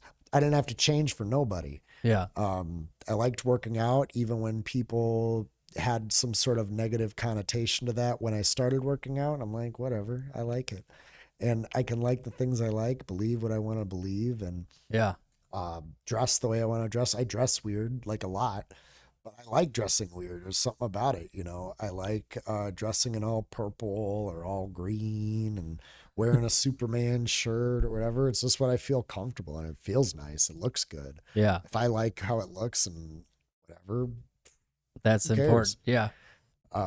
I like growing out my beard sometimes. Sometimes I like cutting it a certain way. I tried a different style. The other day I let someone have fun with whatever they were doing for me. Yeah. And at first I was like, damn, you chopped off too much of my fucking beard. But You got over it. I got over it because like I had a bunch of people telling me like, wow, this looks really good. I'm like, come on, it doesn't look like me. But they're like, but they were like, but you know what? Like it looks good. And now I'm looking at it, I kind of grew to it. Yeah. And I actually like my cheeks are kind of a little bit more even with this hair. Now it's not going to last. I have a feeling it's not going to Yeah. grow evenly, but who knows? I don't know. I've never tried this style and I have to see what it's like when it grows into it. Yeah. You know? Authenticity is weird like that because you always feel authentic. I don't ever think I felt phony, really. Or felt like influenced to be a certain way. But I'm sure I am. I mean, how In could I some not ways, be? Everyone's influenced by something. Yeah. But the idea, I think, of authenticity, I really like, I brought it up yesterday on here, Bruce Lee. Okay. You got to listen to Bruce Lee. Yeah. That's what I mean by these like moments that we like capture. Right. I don't want to be religious, but I want to call it God. Like Right. Lindy Lauper is like the embodiment. Cyndi Lauper is like God. Cyndi Lauper, that like that's the embodiment of God. It's like this full expression of like their authenticity. True expression of self. And I feel like Right. that could be what maybe God is. And I think God could be anything, but I feel like it's interesting to look at art from that way. Like if only what was important for us to hold on to is what Right. quote unquote God, which I don't even know what that means, Right. wanted us to see. When you look back in time and you look at these things that took place with all this sincerity and authenticity, there is something that communicates beyond the song that feels like supernatural. Right. Like it feels like magical. Right. Certain paintings, certain artwork, certain things. It's You almost look like at it's them. meant to happen. Yeah. Yes. It's almost like there's it's purpose to it. yeah. And I It just wasn't manufactured. right. It was something that was authentically created. Yeah. And is it even possible not to do that? It's interesting. I think that people oftentimes hold back their authenticity because it makes them vulnerable to judgment or vulnerable to other people's Yeah. perspectives. It's true. But Yeah. you can't be like, I post my stupid wood chopping videos or whatever, knowing that I'm not doing it the same way that everybody else would do, or knowing that I'm not doing it a conventional way. But I did it because it looks cool. It's fun. I put music to it. Yeah. It's a fun thing. I do workout videos and stuff, not because it's what you have to do, but I do a workout video when I feel like doing it, and I like to, see it and play with I like it. to see it. I like to mess with it. I like to make it look a certain way. It's like that with skating. Yeah. Skating has done that. Like you look at it and it's been something that I think has forced a certain culture Right. to look at themselves. And I think that has very much moved its way into mainstream in our culture because of obvious things like the internet and Right. Facebook. It is a lot of fun. Dude, it's a lot of fun to play with video and play with audio. I mean, Yeah. who would have thought 100 years ago the tools and the technology? And I feel like we have a responsibility as adults Right. to be as playful and as creative as we can with these tools. Right. We've never been in a time where we have this kind of creativity at your fingertips. Right. Way back when you had to have billions and billions of dollars just to be able to record yourself. Well, it was millions back then. Millions. Yeah, right. Back then, it was Right. only millions. There was no such thing as a billion. I mean, back that was a weird But- thing to hear. But Yeah. that being said, like, you weren't able to do something like this. No way No at way. all. Like, you weren't Not even able- 10 years ago. No, 10 years. Probably not even 5, because Yeah. this is like, These this is were user created, less than 5 years ago. Yeah, Probably like 3. for the cost. I mean, if you had back then, you used to have to probably invest hundreds of thousands of dollars. And now you could probably, if you really wanted to, we both know you can, all you need is a laptop and Right. friends. You could do it with phones. You could do it on a Zoom and stuff. People do Zoom podcasts all the time, but they're not good. Like, Yeah. they're not, but people do it. And there's more and more tools at our disposal. Before, in regards to software, you were limited to just using the Adobe Suite, but people find ways around that. You can do, like, CapCut now is a big thing. I Right, like yeah. CapCut.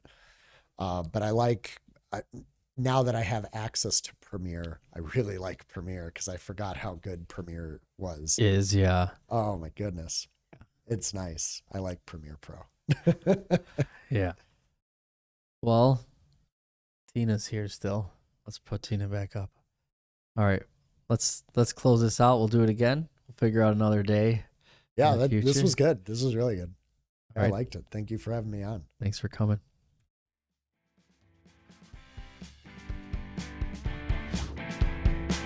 Thank you everyone for watching. See you soon.